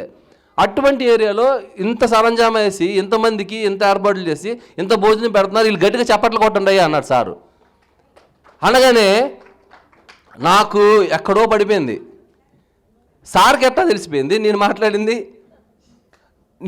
మాట్లాడిందే సరిపోయింది. అంటే ఏం మాట్లాడాను అర్థం అవ్వట్లేదు. అప్పుడు అంటున్నారు అన్నమాట సారు, మనం చేయలేని దాంట్లో, మన చేతగాని మనం చేయలేని దాంట్లో ఏదైతే మనం చేయగలమో దాని గురించే మాట్లాడాలి, మనం చేయలేని దాంట్లో ఎప్పుడు మాట్లాడకూడదు. సారు ఆ రోజంతా దాని గురించే మాట్లాడుతున్నారు, చేసే దాని గురించే. కిందకు దిగుతూ ఏమన్నారు తెలుసా, ఏవయ్యా సరిపోయిందా అన్నారు. ఓహో అబ్బా అంటే నా గురించి అనమాట. సో అప్పుడు నుంచి ఈ రోజు వరకు నోట్లో నుంచి ఆ మాట సరిగ్గా మాట్లాడడం నేర్చుకున్నాను నేను. ఆ పత్రికతో ఉంటే ఆ కామన్ సెన్స్ అనేది ఖచ్చితంగా వచ్చి తీరుతుంది, అంతే, దట్స్ ఆల్. ఆ కామన్ సెన్స్ని నేను బాగా దగ్గరగా ఉండి బాగా అర్థం చేసుకున్నది పత్రిక దగ్గర నుంచి. మాట ఎలా మాట్లాడాలి, తిండి ఎలా సరిగ్గా తీసుకోవాలి, అట్లా చాలా చాలా ఎక్స్పీరియన్సెస్ సార్తో, అన్నాళ్ళ దగ్గరికి వెళ్ళిన తర్వాత ఎంత పాజిటివ్గా మాట్లాడతారు అన్న. నాకు మరో జన్మ ఇచ్చింది అంటే అది పిరమిడ్ జాతవనం. సో పిరమిడ్ మనుష్యానం సహస్రేషు కశ్చిత్ యతతి సిద్ధయే యతతామాపి సిద్ధానం కచ్చిన్ మామేతి తత్వత. ఎవరైతే 1000 మందిలో కొంతమందిని మాత్రం నేర్చుకుంటారు, ఆ కొంతమంది ఆ పర్ఫెక్షన్ నేర్చుకోవడానికి ఆ పర్ఫెక్ట్ పిరమిడ్ మాస్టర్ ఎవరైనా ఉన్నారు అంటే ఇదిగో ఈ ప్రభాకర, సుధాకర్ అన్న, అలాగే రాము సార్ వాళ్ళందరూ. సో అలాంటి మాస్టర్లు మన అందరికీ ఇచ్చి పిరమిడ్ స్పిరిచువల్ సొసైటీస్ మూవ్మెంట్ని ఈ ప్రపంచానికి గొప్పగా పరిచయం చేసిన బ్రహ్మర్షి పితామహ పత్రిజీకి గట్టిగా చప్పట్లు కొడుతూ వేల కృతజ్ఞతలు తెలుస్తూ, అలాగే ఈ యూత్ ఫర్ ట్రూత్ అనేది దాన్ని ఎవరైతే కండక్ట్ చేస్తున్నారో రాము గారు, ఆయనకి కూడా గట్టిగా చప్పట్లు కొడదాం గట్టిగా. ఇంకా థ్యాంక్ యూ మేడం. ఈ అవకాశాన్ని ఇచ్చిన మీ అందరికీ, మీ టీం అందరికీ ధన్యవాదాలు. Thank you sir, thank you so much. So masters, ఈ మాస్టర్స్ అందరికీ ఒక్కసారి గట్టిగా చప్పట్లు కొడదాం. మనకు అద్భుతమైన విజ్డమ్ని షేర్ చేశారు. So thank you sir, thank you so much, thank you ma'am.